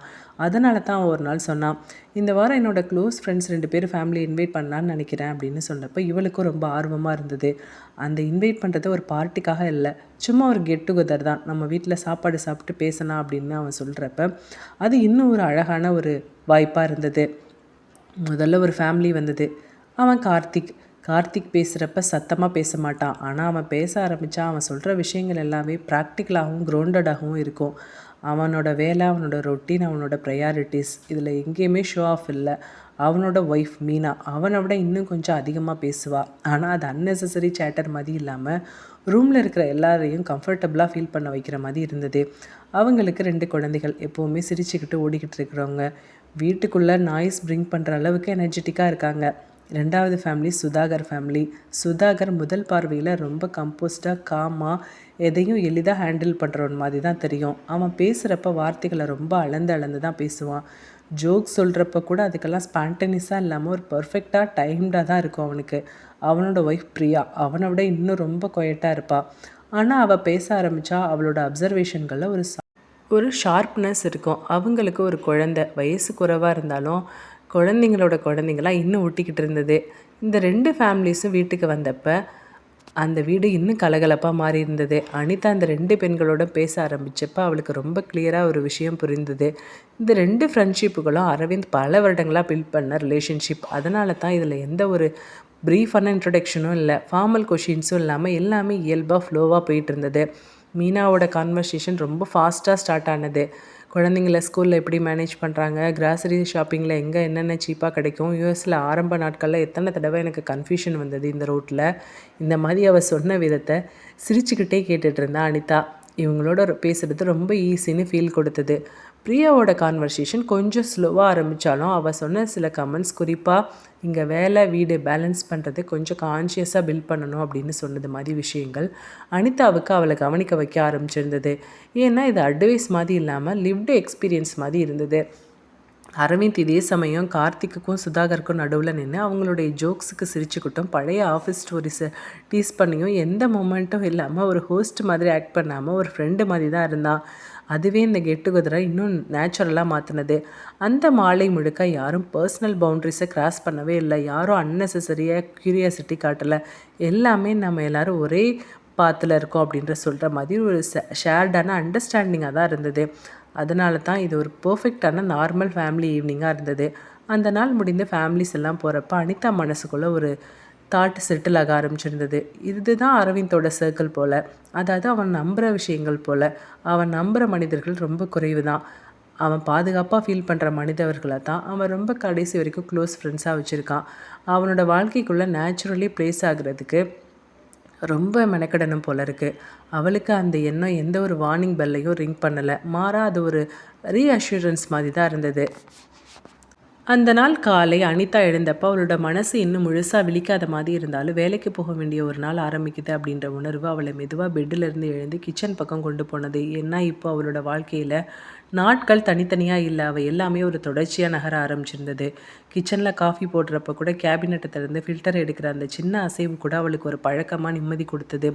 இந்தியாவில் இருந்தப்பையும் இதே செய்கை, இப்போ யூஎஸில் இருந்தாலும் இதே செய்கை. இடம் மாறினாலும் மனசு பிடித்த சில விஷயங்களை மாறாதது போல் வச்சுருந்தது. அரவிந்த் மீன்வைல் டைனிங் டேபிளில் லேப்டாப் பேக்கை வச்சபடி ஃபோனில் கேலண்டரை ஸ்க்ரோல் பண்ணிக்கிட்டு இருந்தான். Meetings, design review, long term planning discussion எல்லாம் அடிக்கிட்டு இருந்தாலும் அவன் முகத்தில் எந்த ஸ்ட்ரெஸ்ஸும் இல்லை. ஏன்னா இப்போ அவன் வேலையில் அவனுக்கு ஒரு ரிதம் வந்திருந்தது. பிரேக்ஃபாஸ்ட் டேபிளில் உட்காந்தப்போ ஆரம்பத்தில் 2 பேரும் பேசாமல் சாப்பிட்டாங்க. அது ஒரு அமைதியான விஷயம் இல்லை, மாறா இப்போ தான் இந்த டேக்கு ஹெவியாக தான் இருக்குது அப்படின்னு 2 பேருக்கும் தெரிஞ்சதுனால வந்த ஒரு அமைதி. ஆஃபீஸ்க்கு போகிறப்ப டிரைவிங்கில் அனிதா விண்டோவுக்கு வெளியில் பார்த்துக்கிட்டே சொன்னான். தன்னோட ஆஃபீஸில் நடக்கிற விஷயங்களை மனசுக்குள்ளே ரிப்ளை பண்ணிக்கிட்டு இருந்தா. New data sets, performance metrics, accuracy discussion இதெல்லாம் சேலஞ்சிங்காக அவளுக்கு இருந்திருந்தாலும் அந்த டெப்த் அவளுக்கு பிடிச்சிருந்தது. ஆஃபீஸில் அவள் டெஸ்கில் உட்காந்ததும் சிஸ்டம் பூட் ஆகிற சத்தம், ஐடிஇ ஓப்பன் ஆகிற ஸ்க்ரீன், இன்டர்னல் டேஷ்போர்டு. லன்ச் பிரேக்கில் கொலிக்கோட பேசுகிறப்ப கூட கான்வர்சேஷன் ஜென்ரலாக தான் இருந்தது. ப்ராஜெக்ட்ஸ், ஹை லெவல் டிஸ்கஷன் இதெல்லாம் பண்ணப்பட்டது.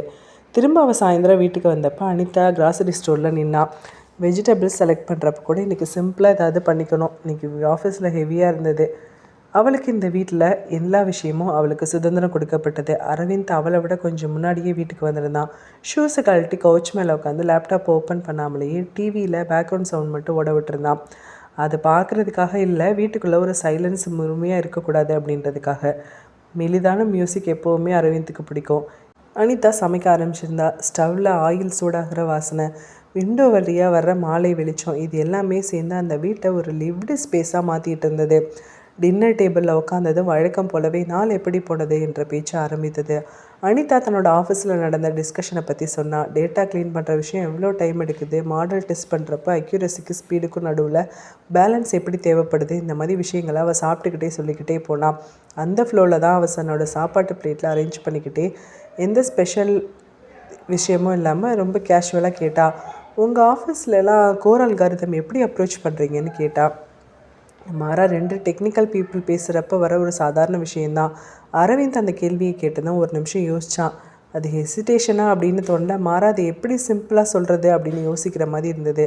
அதனால் மெதுவாக சொன்னான். நம்ம பக்கம் மோஸ்ட்லி ப்ராப்ளம் டெஃபினேஷன் முக்கியம்தான். ஒன்ஸ் அதை கிளியர் ஆகிடுச்சு அப்படின்னா algorithm choice itself narrow down ஆகிடும் அப்படின்னு சொன்னான். அதுக்கப்புறம் டீட்டெயில்ஸ்குள்ளே போகாமலே ரெஸ்ட் எல்லாம் கண்டெக்ஸ்ட் டிபெண்ட் பண்ணிக்கும் அப்படின்னு சொல்லி அந்த விஷயத்தை அங்கேயே முடிச்சிட்டான். அனிதா அந்த பதிலுக்கு மேலே அவளும் எதுவும் அதுக்கப்புறம் கேட்கல. அவளுக்கு அந்த ஆன்சரே போதுமானதாக தோன்றினது. அதனால் இவள் தன்னோட ஆஃபீஸ் அக்யூரசி டியூனிங் எப்படி நடக்குது, பேராமீட்டர்ஸ் சேஞ்ச் பண்ணுறப்ப அவுட்புட் எப்படி ஷிஃப்ட் ஆகுது, இந்த மாதிரி விஷயங்களை திரும்ப சொல்ல ஆரம்பிச்சிருந்தா. சாப்பாடு முடிந்து டிஷ்ஷஸ்லாம் சிங்கில் வைக்கிறப்போ அனிதா டுமாரோ லஞ்சுக்கு என்ன பண்ணட்டும் அப்படின்னு கேஷுவலாக கேட்க, நாளைக்கு சும்மா தக்காளி சாதம் பண்ணி எக்கு வச்சுக்கலாம், அந்த இரவு பெட்டில் படுத்தப்போ ஃபோனை செக் பண்ணாமலே அனிதா லைட் ஆஃப் பண்ணா. அவளுக்கு அந்த நாளை ரீப்ளே பண்ண வேண்டிய அவசியமே தோணலை. ஏன்னா அந்த நாள் தன்னோட இடத்துக்கு சரியாக செட்டில் ஆகிவிட்ட மாதிரி இருந்தது. அரவிந்த் கூட சீலிங்கை ஒரு நிமிஷம் பார்த்துக்கிட்டே இருந்தான். நாளைக்கு என்ன வரும் அப்படின்ற கேள்வியை விட இன்றைக்கி நல்லபடியாக நாள் முடிஞ்சது அப்படின்ற உணர்வே அவனுக்கு நிம்மதியாக இருந்தது. அரவிந்த் வேலை செய்கிற அலுவலகம் வெளியிலேருந்து பார்த்தா ஒரு கார்ப்பரேட் பில்டிங் மாதிரி தான் தோணும். Glass walls, access badge gate, reception எல்லாமே இருக்கும். ஆனால் அந்த உள்ளே நுழைந்த பின்னாடி தான் அந்த இடம் மனிதர்களின் பழக்கங்கள், அழுத்தங்கள், நம்பிக்கைகள் எல்லாம் கலந்த ஒரு உலகமாக மாறுவதை அவன் நாள்தோறும் உணர்ந்துக்கிட்டு தான் இருந்தான். அவன் ஆஃபீஸ்க்கு வந்து அவனோட டெஸ்கில் லேப்டாப் ஓப்பன் பண்ணுற நேரம் ஆஃபீஸ் இன்னும் சரியாக முழுசான சத்தம் பிடிக்காத அளவுக்கு ஆரம்பமான நேரம் தான். கீபோர்ட்ஸ்லேருந்து வரும் அந்த மெதுவான டைப்பிங் சவுண்டுகள், காஃபி மிஷின்கள்லேருந்து வர அந்த ஸ்டீம் நாய்ஸ், காரிடரில் நடந்து போகிற சில பேரோட லோ வால்யூம் கன்வர்சேஷன், இது எல்லாமே ஒரு வேலை நாளுக்கான சரியான பேக்ரவுண்ட் மாதிரி இருந்தது. சுதாகர், கார்த்திக் கூட அதே ஆஃபீஸில் வேலை பண்ணாலும் அவங்களோட செக்ஷன் வேறு பக்கம் இருந்தது, வேறு ஃப்ளோரில் இருந்தது. ஆனால் காஃபி பிரேக் அப்படின்னு வந்துட்டால் 3 பேரும் பேண்ட்ரியில் சந்திக்காமல் அந்த நாள் முழுமையாக போகாது. அதில் எந்த ஒரு கான்ஷியஸான எஃபர்ட்டும் இல்லாமல் இயல்பாக உருவான ஒரு ரொட்டீன் மாதிரி தான் இருந்தது. அந்த நாள் லேட் மார்னிங்கில் ஒரு லாங் டிஸ்கஷன் முடித்த பின்னாடி 3 பேரும் காஃபி கப்ஸை கையில் எடுத்துக்கிட்டு அந்த பேண்ட்ரி இருக்கிற ஹை டேபிளுக்கு போய் நின்னாங்க. கான்வர்சேஷன் ஆரம்பித்தது யூஷுவலான ஒர்க் டாபிக்ஸ் தான். Deadlines, client expectation, internal review இதெல்லாம் பற்றி தான் பேசினாங்க. யாரும் எமோஷ்னலாக ரியாக்ட் பண்ணல. ஏன்னா இது எல்லாமே அவங்களுக்கு புதுசு இல்லை. இப்போ சுதாகர் தன்னோட கப்பை டேபிளில் வைக்கிறப்ப சொன்னான், இந்த ஸ்ப்ரிண்ட்டில் ஸ்கோப் கொஞ்சம் அதிகமாக போயிருக்குல்ல. அதுக்கு அரவிந்த் சிரித்தபடியே சொன்னான், ஆமாம் அது எப்பவும் அப்படி தான். அதுக்கு பேர் மட்டும்தான் ஸ்ப்ரிண்ட்டுன்னு சொன்ன விதம் அவர்களுக்குள்ளே இருக்கிற அந்த லாங் டேர்ம் ஃபெமிலாரிட்டியை காமிச்சது.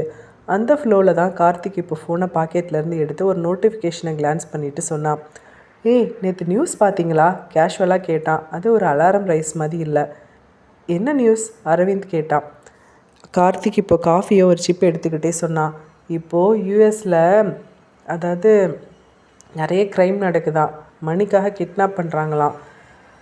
மணிக்கு ஒரு ப்ரெஷர் க்ரியேட் பண்ணுற மாதிரி நிறைய இன்சிடெண்ட்ஸ் வருதான். அதுவும் குறிப்பாக அமெரிக்கர்கள் அல்லாமல் இங்கே இருக்கிறோல நம்மளை மாதிரி ஆட்கள் மேலே தான் நடத்தப்படுதான். ஆனால் புகாராக எங்கேயும் கொடுக்கப்படுறது இல்லையாம். பணத்தை வாங்கிட்டு விட்டுறாங்களாம். என்ன மாதிரி இதுன்னு தெரியல. அவன் தொடர்ந்தப்போ அது இன்னும் கிரவுண்டடாக இருந்தது. லாஸ்ட் மந்த்து ஃப்ளோரிடாவில் கூட ஒரு ஐடி ப்ரொஃபஷனல் டார்கெட் பண்ணி இந்த மாதிரி அட்டம் பண்ணி இது பணம் பறிச்சிருக்காங்க. அதுக்கப்புறம் அவன் கேஸ் ரிப்போர்ட் ஆகிருக்கு. ஆனால் யாருன்னு கண்டுபிடிக்க முடியல இன்னும். ஃபேமிலிக்கு ப்ரெஷர் க்ரியேட் பண்ணி மணி வாங்கியிருக்காங்க. இப்போது எல்லாமே ஃபிசிக்கல் ஃபோர்ஸை விட இன்ஃபர்மேஷனை வச்சு கண்ட்ரோல் பண்ணுற க்ரியேஷன் தான் அதிகமாக நடக்குது. சுதாகர் இப்போ அந்த இடத்துல சொன்னான், ஆமாம் இங்கே நிறையா இந்த மாதிரி ரேண்டமாக நடந்துட்டு தான் இருக்குது. அதிகமாக டெக் பீப்புளை தான் இந்த மாதிரி பண்ணுறாங்க. அரவிந்த் அந்த கான்வர்சேஷனை குவைட்டாக கேட்டுக்கிட்டே இருந்தான். அவன் ரியாக்ஷனில் எந்த ஒரு ஷாக்கும் இல்லை, டிஸ்மிஷலும் இல்லை. ஏன்னா அவன் யூஎஸில் பல வருஷமாக இருந்ததுனால இந்த மாதிரி நிறைய இன்சிடெண்ட்ஸை அவன் படிச்சிருக்கான். இது ஒரு பயமுறுத்துறதுக்காக இல்லை. கார்த்திக் இப்போ ஃபியரை பில்ட் பண்ணுற மாதிரிலாம் சொல்லலை. அவன் இது சொல்கிறதெல்லாம் நடந்துகிட்டு இருக்கிற விஷயந்தான். அந்த பேச்சு அதுக்கப்புறம் திரும்ப ஒர்க்குக்கு திரும்பினது. Lunch plan, afternoon meeting schedule இந்த மாதிரி போனது. லஞ்ச் பிரேக்குக்கு அப்புறம் டெஸ்க்குக்கு திரும்பினப்போ அரவிந்த் அந்த கான்வர்சேஷனை மனசுக்குள்ளே ரீப்ளே பண்ணவே இல்லை. அவன் கேலண்டரை ஓப்பன் பண்ணி நெக்ஸ்ட் மீட்டிங்க்கு ப்ரிப்பேர் பண்ண ஆரம்பிச்சிருந்தான். ஏன்னா அந்த மாதிரி தகவல் அவனுக்கு பயத்தை க்ரியேட் பண்ணுறதுக்கு இல்லை, அது ஒரு அவேர்னஸ்க்கு மட்டும்தான். அவன் வேலை செஞ்சிட்டு இருந்தப்போ சுதாகர் அக்கேஷ்னலாக ஒரு கிளாரிஃபிகேஷன் கேட்டான். கார்த்திக் சேட்டில் ஒரு டாக்குமெண்ட் ஷேர் பண்ணான். அந்த நாள் ஆஃபீஸ் ரொட்டீன் அந்த ப்ரீஃப் கான்வர்சேஷனை எந்த ஒரு ஸ்பெஷல் சிக்னிஃபிகன்ஸுக்கும் கொண்டு போகாமல் அதே ரிதமில் தான் நகர்ந்துட்டு போனது. அந்த நாள் மாலை ஆஃபீஸ்லேருந்து வெளியில் போகிறப்ப அரவிந்த் காருக்கு போகிற பாதை, டிராஃபிக் நாய்ஸ், ஃபோன் வர நோட்டிஃபிகேஷன் இது எல்லாமே அவனுக்கு வழக்கம் போல தான் இருந்தது. அந்த காலை நடந்த காஃபி டைம் கான்வர்சேஷன் அவனோட நாளில் பேக்ரவுண்டில் ஒரு லைன் மாதிரி தான் இருந்தது. அடுத்த நாள் காலை அரவிந்த் வீட்டை விட்டு வெளியில் கிளம்புறப்ப அவனோட நாட்களில் எதுவும் விசேஷமாக நடக்க போகுது அப்படின்ற எண்ணம் அவன் மனசில் ஒரு நிமிஷத்துக்கு கூட தோணலை. ஏன்னா அது இன்னொரு வழக்கமான வேலை நாள், அவ்வளோதான். அதே சாலை, அதே டிராஃபிக், அதே டைமிங், இந்த எல்லாமே அவனுக்கு முழுக்க பழகி போன விஷயங்கள். காரை ஸ்டார்ட் பண்ணிவிட்டு டேஷ்போர்டில் லைட் பிளிங்க் ஆனது. ரேடியோவில் லோ வால்யூமில் லோக்கல் நியூஸ் ஓடிக்கிட்டு இருந்தது. சீட் பெல்ட்டை போட்டுக்கிட்டே அவன் ட்ரைவ் பண்ண ஆரம்பிச்சிருந்தான். அந்த சின்ன சின்ன செயல்கள் எல்லாமே அவன் தினமும் செய்கிறதுனால அவனோட கவனம் எப்போவுமே எதுலேயும் எக்ஸ்ட்ரா அலர்ட் ஆகவே இல்லை. ஆஃபீஸ்க்கு போகிற வழியில் அவன் வழக்கமாக காஃபி வாங்குகிற அந்த ஸ்டோரை கடந்து போனான். அந்த நாள் காஃபி வேண்டாம் அப்படின்னு முடிவு பண்ணது கூட கான்ஷியஸ் டிசிஷன் மாதிரி இல்லை. சும்மா அந்த நாள் மூட அப்படி தான் இருந்தது. பார்க்கிங்க்கு இன்னும் சில நிமிடங்கள் தான் இருந்தது. டிராஃபிக் சிக்னலில் நின்னப்போ அவன் ஃபோனுக்கு ஒரு நோட்டிஃபிகேஷன் வந்தது. யார் அனுப்புனது அப்படின்னு முழுசாக பார்க்காமலே ஸ்க்ரீனை கிளான்ஸ் பண்ணி டிஸ்மிஸ் பண்ணிவிட்டு ஃபார்வர்டாக ட்ரைவ் பண்ணியிருந்தான். ஏன்னா அந்த நேரத்தில் அவனுக்கு அது அர்ஜென்ட்டாக தெரியல. சைடு ரோடுக்கு திரும்பவும் டிராஃபிக் டென்சிட்டி குறைஞ்சிருந்தது. அந்த ரோடு அவன் அடிக்கடி பயன்படுத்துகிற ரோடு தான் அப்படின்றதுனால சரௌண்டிங்ஸ் ஃபெமிலியராக இருந்தது. அதனால் அவன் ஸ்பீடை அட்ஜஸ்ட் பண்ண வேண்டிய அவசியம் அவனுக்கு தோணலை. அந்த நேரத்தில் தான் ரியர் வியூ மிரரில் ஒரு வெஹிக்கிள் தொடர்ந்து வர்றதை அவன் கவனித்தான். ஆனாலும் அது ஒரு பதட்டப்படும்படியாக தெரியலை. ஏன்னா அந்த ரோட்டில் இந்த மாதிரி வெஹிக்கிள்ஸ் வர்றது அடிக்கடி சகஜம்தான். சில வினாடிகளுக்குள்ளே அவன் முன்னாடி போன வெஹிக்கிள் சடனாக பிரேக் போட்டது. ரெஃப்ளெக்ஸாக அவனும் பிரேக் போட்டான். அது டிராஃபிக்கில் நடக்கிற ஒரு சாதாரண இன்சிடெண்ட் மாதிரி தான் இருந்தது. ஆனாலும் அந்த சமயத்தில் அந்த சூழ்நிலை அவனோட கட்டுப்பாட்டை விட்டு மெதுவாக வெளியேற ஆரம்பிச்சிருந்தது. சைட்லேருந்து இன்னொரு வெஹிக்கிள் வந்து அவனோட காருக்கு நெருக்கமாக நின்னது. ஹாரன் சத்தம், கன்ஃபியூஷன், வெளியிலேருந்து வர சில குரல்கள் இதெல்லாம் ஒரே நேரத்தில் நடந்ததுனால அவன் முதல்ல சிச்சுவேஷனை ப்ராசஸ் பண்ண முடியல. ஏன்னா அது மோட்டிவ் ஸ்டைல் அட்டாக் மாதிரி இல்லாமல் வித்தியாசமாக இருந்தது. அவன் டோரை ஓப்பன் பண்ண முயற்சி செய்த அந்த நொடியில் வெளியிலேருந்து கேட் டவுன் அப்படின்ற ஒரு சத்தமான குரல். அந்த குரலில் ஒரு பெரிய கட்டளை இருந்தது. அது ஒரு டைரக்ட் இன்ஸ்ட்ரக்ஷன் மாதிரி இருந்தது. அதனால் இப்போ அரவிந்த் அவனோட உள்ளுணர்வுப்படி அவங்க சொல்கிறதுபடி செஞ்சான். அடுத்த சில செகண்ட்ஸில் அவனோட கண்கள் கட்டப்பட்டது, கைகள் பின்னோக்கி கட்டப்பட்டது. அவனை ஃபோர்ஸாக வேறு ஒரு வெஹிக்கிள்குள்ளே புஷ் பண்ணாங்க. டோர் அடைக்கப்பட்டதும் வெளியுலக சத்தங்கள் ஆல்மோஸ்ட் கட் ஆனது. என்ஜின் ஸ்டார்ட் ஆகிற வைப்ரேஷன் மட்டும் அந்த கஃபைன்டு ஸ்பேஸில் தெளிவாக உணரப்பட்டது. கார் மூவ் ஆரம்பித்ததும் அவன் சரௌண்டிங்ஸை நோட் பண்ண முயற்சி பண்ணான். எங்கெங்கே டேர்ன் எடுக்குது, ஸ்பீடோட சேஞ்ச் என்ன, ரோடோட சர்ஃபேஸோட ஃபீல் என்ன, இந்த சின்ன சின்ன சென்சாரி டீட்டெயில்ஸை அவன் சப்கான்ஷியஸாக ரிஜிஸ்டர் பண்ணிக்கிட்டு இருந்தான். ஏன்னா பேனிக்கில் டிசால்வ் ஆகாமல் கண்ட்ரோலை மெயின்டைன் பண்ணுற முயற்சியை அவனோட மனசு செஞ்சுட்டு இருந்தது. சில நிமிடங்கள் கழித்து இப்போ அந்த வாகனம் ஸ்லோவாகன நின்னது. டோர் ஓப்பன் பண்ணதும் அவனை வெளியில் இறக்குனாங்க. அந்த இடத்துல காற்றோட ஈரப்பதம், எக்கோலாம் திரும்ப வர இடங்களாக இருந்தது. டம்ப் ஸ்மெல் இருந்தது. இதெல்லாம் அவனுக்கு இது ஒரு ஃபெமிலியர் இல்லாத ஒரு என்வாயன்மெண்ட்டு தோணுச்சு. ஆனால் அவன் முழுசாக சரௌண்டிங்ஸை பார்க்குறதுக்கு வழி இல்லாமல் இருந்தது. இப்போ அவனை திரும்ப அழைச்சிட்டு போனாங்க. அந்த இடம் இருட்டாக இருந்தது. அவனோட அசைவுகளில் மட்டும்தான் உணர்வ முடிந்தது. கைகளை கைட் பண்ணி நடக்க வச்சாங்க. ஸ்டெப்ஸ் அன்ஈவனாக இருந்தது. ஃப்ளோர் டெக்ஸ்சர்லாம் சேஞ்ச் ஆனதை அவனோட கால்கள் உணர்ந்தது. ஆனாலும் எங்கே போகிறான் அப்படின்றதுக்கான எந்த விஷுவல் க்ளூவும் அவனுக்கு கிடைக்கல. யாரும் அங்கே இருக்கவங்க அன்னெசரியாக பேசலை, ஷவுட் பண்ணலை, ஃபிசிக்கல் வயலன்ஸ் இல்லை. அதுவே இந்த சுச்சுவேஷனை இன்னும் டிஸ்டர்பிங்காக மாற்றினது. ஏன்னா எல்லாமே காமாகவும் ஆர்கனைஸ்டாகவும் நடந்துகிட்டு இருந்தது. அவனோட ஃபோனை எடுத்திருந்தாங்க. அவனுக்கு அதை உணர்றதுக்கே அவேர்னஸ் இல்லை. அவனை ஒரு இடத்துல நிறுத்தி கையை ரிலீஸ் பண்ணப்போ அவன் முழுக்க இருட்டுக்குள்ளே தான் இருந்தான். சரௌண்டிங்ஸை பார்க்க முடியாத அந்த நிலைமை அந்த சுச்சுவேஷனில் ஃபுல்லி அக்செப்ட் பண்ண வேண்டிய ஒரு மூமெண்ட்டாக மாறி இருந்தது. அந்த நொடியில் அவனோட வாழ்க்கையில் முதன்முறையாக இது ஒரு சாதாரண பிரச்சனை இல்லை அப்படின்ற உணர்வு அவன் மனசுக்குள்ளே செட்டில் ஆனது. பேனிக்காக இல்லை, ட்ராமாட்டிக்காகவும் இல்லை. இது ஒரு ஷார்ப்பாக, ஒரு நுணுக்கமாக அவேர்னஸாக கிளியர் ஆனது. அதே நேரத்தில் நகரத்தோட இன்னொரு பகுதியில் டிராஃபிக் வழக்கம் போல் ஓடிக்கிட்டு இருந்தது. ஆஃபீஸ்களில் மீட்டிங்ஸ் நடந்துகிட்டு இருந்தது. ஃபோன்ஸ் ரிங் ஆனது, ரொட்டீன்ஸ் நடந்துகிட்டு இருந்தது. யாருக்கும் தெரியாமல் அந்த சாதாரண நாள் ஒரு மனிதனுக்குள்ளே முழுக்க மாறி போயிருந்தது. அந்த நாள் காலை அரவிந்த் கடத்தப்பட்டதை முதலில் கவனித்தது அனிதாவோ இல்லை போலீஸோ இல்லை, அவன் வேலை செய்கிற ஆஃபீஸ் தான். ஏன்னா அவன் எப்போவுமே லேட்டாக வராதவன், எப்போவும் மீட்டிங்ஸ்க்கு முன்னாடியே லாகின் ஆகிறவன், கேலண்டர் ரிமைண்டர் போடாமலே ஷெட்யூல் ஃபாலோ பண்ணுறவன். அதனால் அவன் வராதது ஆஃபீஸ் ரூட்டீனுக்குள்ளே ஒரு சின்ன முறிவாக உடனே தெரிந்தது. அரவிந்தோட டெஸ்க் எம்டியாக இருந்தது. சிஸ்டம் லாகின் ஸ்டேட்டஸ் ஆக்டிவ் ஆகலை. Internal chat tool green dot வரவே இல்லை. இது எல்லாம் ஒன்றா சேர்ந்து அரவிந்த் இன்னைக்கு இன்னும் வரல போல் அப்படின்னு ஒரு சின்ன சைலண்ட்டான சிக்னலாக ஆஃபீஸில் பரவ ஆரம்பிச்சிருந்தது. முதல்ல டைரெக்டாக மேனேஜர் அவருக்கு மெயில் அனுப்புனார். சப்ஜெக்டில் அர்ஜென்சி எதுவும் இல்லை, செக்கிங் இன் அப்படின்ற மாதிரி ஒரு சிம்பிள் லைன் தான். ஏன்னா யாருக்கும் அந்த நேரத்தில் எதுவும் எக்ஸ்ட்ரீமாக தோணலை. மெயிலுக்கு எந்த ரெஸ்பான்ஸும் வரல. அதுக்கப்புறம் கால் பண்ணாங்க. ஃபோன் ரிங் ஆனது. வாய்ஸ் மெயிலுக்கு போனது. ஆட்டோமேட்டட் வாய்ஸ், ப்ளீஸ் லீவ் அ மெசேஜ்னு சொன்னது. மேனேஜர் அந்த மெசேஜை ஷார்ட்டாக லீவ் பண்ணார். ஏன்னா அது இன்னும் ஒரு ருட்டீன் ஃபாலோ அப் மாதிரி தான் இருந்தது. 1 மணி நேரம் கடந்த பின்னாடி இன்டர்னல் டீம் சேட்டில் அவனோட பெயர் மென்ஷன் ஆக ஆரம்பிச்சிருந்தது. அடுத்த ஸ்டெப், ஹெச்ஆர் சிஸ்டமில் எமர்ஜென்சி கான்டாக்ட் டீட்டெயில்ஸ் ஓப்பன் பண்ணப்பட்டது. அதில் இருந்த முதல் நம்பர் அனிதாவோடது. ஸ்பௌஸ் கான்டாக்ட் என்ற டேகோடு இருந்தது. ஹெச்ஆர்லேருந்து அனிதாவுக்கு கால் போனப்போ அவள் ஆஃபீஸில் தன்னோட டெஸ்கில் உட்காந்தபடியே இருந்தாள். அந்த கால் நம்பரை அன்ஃபெமிலியராக இருந்தாலும் யூஎஸ் நம்பர் அப்படின்றதுனால அவள் எடுத்தா. ரொட்டீன் ஆஃபீஸ் காலாக இருக்கும் போலன்னு நினச்சா. அவங்க சொன்ன முதல் சென்டென்ஸ்லேயே டோன் பொலைட்டாக தான் இருந்தது. We are trying to reach Aravind but we have not heard back yet அப்படின்னு சொல்கிறப்ப அது ஒரு கம்ப்ளைண்ட் போல் இல்லை, அக்யூசியேஷன் போலவும் இல்லை, ஒரு ஃபேக்சுவல் அப்டேட் மாதிரி தான் இருந்தது. அந்த சென்டென்ஸ் அனிதாவுக்கு ஷாக்கிங்கை கொடுக்கல. இருந்தாலும் அவளுக்குள்ளே ஏதோ ஒன்று கொஞ்சம் இடர்ன மாதிரி இருந்தது.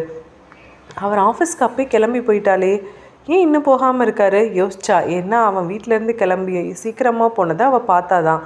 அவள் உடனே ஃபோன் எடுத்து அரவிந்துக்கு கால் பண்ணான். அதே தான், ரிங் போனது நோ ஆன்சர். செகண்ட் கால் பண்ணா, தேர்ட் கால் பண்ணா. ஒவ்வொரு முறையும் வாய்ஸ் மெயில் போனது. அவள் மெசேஜ் போடலை. அவளுக்கு இந்த நேரத்தில் என்ன பண்ணுறதுன்னு யோசனை வரல. அதனால் இப்போ அவள் கால்களை மட்டும் திரும்ப திரும்ப பண்ணிக்கிட்டு இருந்தா. ஆஃபீஸ்லேருந்து மெயில் வந்தது. Please let us know if you are able to reach him அப்படின்னு சிம்பிளான ஒரு லைன். அர்ஜென்சியான வேர்ட்ஸ் எதுவும் இல்லாமல் இருந்தாலும் அந்த அமைதிக்கு அது வெயிட் கொடுத்தது. அனிதா அவனோட மொபைல் லொக்கேஷனை செக் பண்ண முயற்சி பண்ணால் லாஸ்ட் அப்டேட்டட் டைம் பழையதாக இருந்தது. மூமெண்ட் எதுவும் இல்லை. அந்த டீட்டெயில் அவளை பேனிக்கு தள்ளலை. இருந்தாலும் இது நார்மல் இல்லை அப்படின்னு சொல்கிற ஒரு கிளாரிட்டி அவளுக்குள்ளே செட்டில் ஆக ஆரம்பிச்சிருந்தது. இப்போ அனிதா அவளோட ஃப்ரெண்ட்ஸுக்கு கால் பண்ணலை, நெய்பர்ஸ்க்கு ஓடலை, கெஸ் பண்ணலை. ஏன்னா அவள் டைரெக்டாக போலீஸ் ஸ்டேஷனுக்கு போனான். ஏன்னா யூஎஸில் அடல்ட் மிஸ்ஸிங் கேஸ்க்கு வெயிட்டிங் பீரியட் தேவையில்லை அப்படின்றத ஏற்கனவே தெரிந்து வச்சுருந்தான். போலீஸ் ஸ்டேஷனில் கம்ப்ளைண்ட் லாட்ஜ் பண்ணுறப்போ ஆஃபீஸர் எந்த ட்ராமாட்டிக் ரியாக்ஷனும் காமிக்கல. அவர் டீட்டெயில்ஸ் கேட்டார். லாஸ்ட் எப்போ பார்த்தீங்க, வெஹிக்கிளோட description, phone number, work place contact, அவள் எல்லாத்தையும் நிதானமாக சொன்னான். வாய்ஸ் ஷேக் ஆனாலும் ஃபேக்ட் கிளியராக இருந்தது. கம்ப்ளைண்ட் ரிஜிஸ்டர் செய்யப்பட்டதும் கேஸ் நம்பர் ஜென்ரேட் ஆனது. ஆஃபீஸர் சொன்னார், நாங்கள் சீக்கிரமாக அந்த ப்ராசஸை ஸ்டார்ட் பண்ணுறோம். சொன்னப்போ அது ஒரு அஷூரன்ஸ் மாதிரி இல்லை, ப்ரொசீஜர் மாதிரி தான் இருந்தது. ஆஃபீஸ்க்கு போலீஸ் கான்டாக்ட் பண்ணப்பட்டது. Parking logs, entry badge record, CCTV coverage, இது எல்லாமே ப்ராசஸ் ஸ்டார்ட் ஆனது. அது எல்லாம் அனிதாவுக்கு தெரியாமலேயே சிஸ்டம்குள்ளே நடக்க ஆரம்பிச்சிருந்தது. ஸ்டேஷன்லேருந்து வெளியில் வந்தப்போ அனிதாவுக்கு அழுதுடணும் அப்படின்னு தோணலை, ஸ்க்ரீம் பண்ணணும் அப்படின்னு கூட தோணலை. அவளுக்குள்ளே இருந்தது ஒரே ஒரு தாட்டு, எங்கே இருக்கார் அரவிந்த்? அந்த நாள் மாலை சிட்டியில் டிராஃபிக் வழக்கம் போல் ஓடிக்கிட்டு இருந்தது. ஆஃபீஸ்களில் ஒர்க் கண்டினியூ ஆனது. ஃபோன்ஸ் ரிங் ஆனது ரொட்டீன் பிரேக் ஆகாமல் போயிட்டு இருந்தது. ஆனாலும் அந்த ரொட்டீனுக்குள்ளே ஒருத்தனுடைய ஆப்சன்ஸ் மெதுவாக பட் ஃபர்ம்லி ஒரு விசாரணையாக மாறிக்கிட்டு இருந்தது. அனிதா கம்ப்ளைண்ட்டை லாட்ச் பண்ண பின்னாடி அந்த விஷயம் ஒரு மிஸ்ஸிங் பர்சன் என்ட்ரியாக மட்டும் நிற்கலை. போலீஸ் டிபார்ட்மெண்ட்டில் அது ஒரு கோஆர்டினேட்டட் ப்ராசஸாக தான் மாறினது. ஏன்னா இவன் வேலை செய்கிற நிறுவனம், அவன் டெய்லி ரொட்டீன், அவனோட கம்யூட் பேட்டர்ன், இது எல்லாமே கிளியராக டாக்குமெண்ட்டாக இருந்ததுனால லாஸ்ட் நோன் மூவ்மெண்ட்டை ட்ரேஸ் பண்ணுறது டெக்னிக்கலி பாசிபிளாக இருக்கும் அப்படின்ற நம்பிக்கையோடு தான் ஃபஸ்ட்டு இன்வெஸ்டிகேஷன் ஆரம்பிக்கப்பட்டது. முதல்ல போலீஸ் டீம் அரவிந்த் தினமும் பயன்படுத்துகிற ரூட்டை மேப் பண்ணாங்க. ஆஃபீஸ்க்கு போகிற மெயின் ரோடு, பக்கத்து road, signal junction, entry ramp, இது எல்லாமே ஒரு சிட்டி டிராஃபிக் டேட்டா பேஸில் ஆல்ரெடி லார்ஜாக இருந்ததுனால சிசிடிவி கவரேஜ் இருக்க வேண்டிய இடங்களோட லிஸ்ட் சீக்கிரமாகவே உருவாக்கப்பட்டது. அந்த லிஸ்ட்டில் இருந்த முதல் சில கேமராக்களில் ஃபுட்டேஜ் ரெக்வஸ்ட் பண்ணப்பட்டப்போ ஆஃபீஸர்ஸ்க்கு இனிஷியலி எந்த ஒரு ரெட் ஃப்ளாகும் தெரியலை. ஏன்னா சிஸ்டம்ஸ் எல்லாமே ரெக்கார்டட் அப்படின்னு தான் ஷோ பண்ணது. டைம் ஸ்டாம்ப்ஸ் நார்மலாக இருந்தது, லாக்ஸ் இன்டாக்டாக இருந்தது, சர்வர் ரெஸ்பான்ஸில் எந்த ஆப்வியஸான எரரும் இல்லை. ஆனால் ஃபுட்டேஜ் ப்ளேபேக் பண்ண முயற்சி செஞ்ச அந்த நொடியில் தான் இன்வெஸ்டிகேஷனுக்கு ஒரு அன்எக்ஸ்பெக்டடான ஒரு டர்ன் வந்தது. அந்த டைம் விண்டோவுக்கு சம்மந்தப்பட்ட ஃப்ரேம் சிம்பிளாக கிடையாது. அதில் பிளாங்க் ஸ்க்ரீன் இல்லை, எரர் மெசேஜ் இல்லை, கரப்டட் ஃபைல் வார்னிங் கூட இல்லை. ஃபுட்டேஜ் இருந்த மாதிரி தான் சிஸ்டம் பிஹேவ் பண்ணுது. ஆனால் அந்த எக்ஸாக்ட் மினிட்ஸுக்கு வீடியோ கண்டென்ட் மட்டும் க்ளீனாக மிஸ்ஸாக இருந்தது. போலீஸ் இனிஷியலாக டெக்னிக்கல் கிளிச்சாக இருக்கும் அப்படின்னு நினச்சாங்க. லேட்டராக சைபர் டீம் லாக்ஸ் அனலைஸ் பண்ணுறப்ப தான் இது ரேண்டமான டெலிஷன் இல்லை, இது ஒரு ஹேக்கர்ஸ் யூஸ் பண்ண விஷயம் அப்படின்னு தெரிஞ்சுது. போலீஸ் டிபார்ட்மெண்ட்டுக்கு அந்த மொமெண்ட்லேயே கிளாரிட்டி வந்தது. இது பிளான்டான டிஜிட்டல் இன்டர்ஃபரன்ஸ் அப்படின்னு. ஹேக்கர்ஸ் தான் அதை பண்ணியிருக்காங்க. இருந்தாலும் இன்டர்னல் ரிப்போர்ட்ஸில் அந்த வேர்டு கேஷுவலாக யூஸ் பண்ணப்படலை. ஏன்னா அது சிம்பிள் சிசிடிவி ஹேக் இல்லை, முனிசிபல் டிராஃபிக்கோட system, private camera feeds, access control servers, இது எல்லாமே ஃப்ராக்மெண்டடாக இருந்தாலும் ஒரே டைம் லைனில் இந்த இன்டர்ஃபரன்ஸ் நடந்திருக்கிறது அப்படின்றத இந்த ஆப்ரேஷனுக்கு இன்டெலிஜென்ஸை காட்டினது. சைபர் ஃபாரன்சிக் டீம் இது எல்லாமே அசம்ஷன் பண்ணாங்க. எங்காவது ரா ஃபுட்டேஜ் ரெசிடியூ இருக்கா அப்படின்னு திரும்ப மல்டிபிள் லேயர்ஸில் செக் பண்ணப்பட்டது.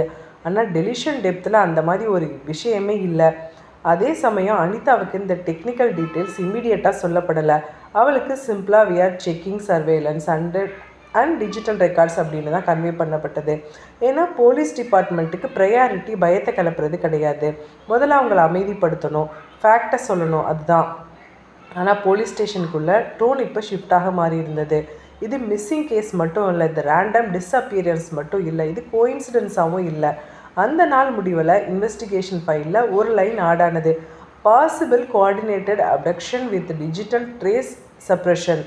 அந்த லைன் எந்த நியூஸ் பேப்பர்லேயும் போகலை, அனிதாவுக்கும் சொல்லப்படலை. ஆனால் போலீஸ் டிபார்ட்மெண்ட்டுக்குள்ளே அந்த கேஸோட கிராவிட்டி அது ஒரு சென்டென்ஸில் கிறிஸ்டல் கிளியராக தெரிஞ்சது. அரவிந்த் காணாமல் போன விஷயத்தை அனிதா வீட்டில் சொல்ல வேண்டிய அந்த தருணம் அவளுக்கு ரொம்ப பதட்டமாக இருந்தது. ஏன்னா எப்படி அவங்க எடுத்துப்பாங்கன்னு தெரியல, எல்லாரும் பதட்டப்படுவாங்க.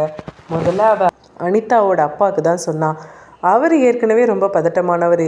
அதுக்கப்புறம் இந்த விஷயத்த கொஞ்சம் அவர் நிதானமாக உள்வாங்கிக்கிட்டு அதுக்கப்புறம் அனிதாவோட அம்மா கிட்டேயும் அரவிந்தோட ஃபேமிலிக்கும் தெரியப்படுத்தினாங்க. இந்த விஷயம் இந்தியாவில் இருக்க மக்களுக்கு பதட்டத்தை ஏற்படுத்தி கொண்டிருந்தாலும் அனிதா இந்த விஷயத்தை கொஞ்சம் பேலன்ஸ்டாக மெச்சூர்டாகவே கையாண்டா அப்படின்னு தான் சொல்லணும். போலீஸ் ஸ்டேஷனில் காத்திருக்கிற நாட்களில் அனிதாவுக்கு ஒரு விஷயம் தெளிவாக தெரிந்தது. இந்த விஷயம் ஒரு நாட்டுக்குள்ளே மட்டும் அடங்க போகிறது இல்லை. ஏன்னா அரவிந்த் ஒரு இந்தியன் சிட்டிசன் இல்லை, அவனோட வாழ்க்கை அவன் இந்தியன் தான். ஆனால் அவன் தன்னை யூஎஸ் சிட்டிசனாக அடையாளப்படுத்திக்கிட்டவன். இந்தியா யூஎஸ் ரெண்டும் பிணைந்தது தான் இது. இந்த தேடல் 2 நாடுகளுக்குள்ளேயும் நடக்க வேண்டிய ஒன்று. அந்த எண்ணம் வந்த நாளே அவள் அந்த இந்தியன் எம்பசியை காண்டாக்ட் பண்ணணும் அப்படின்னு முடிவு பண்ணாள்.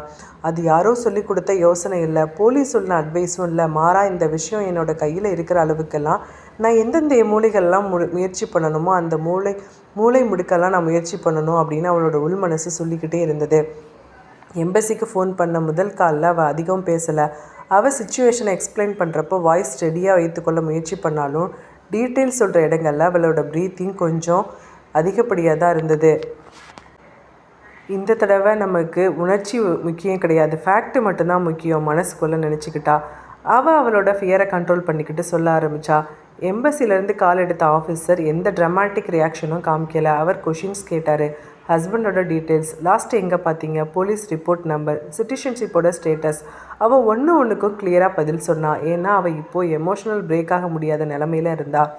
அவர் சொன்னது அஷூரன்ஸ் மாதிரி இல்லை, ப்ராமிஸ் மாதிரியும் இல்லை.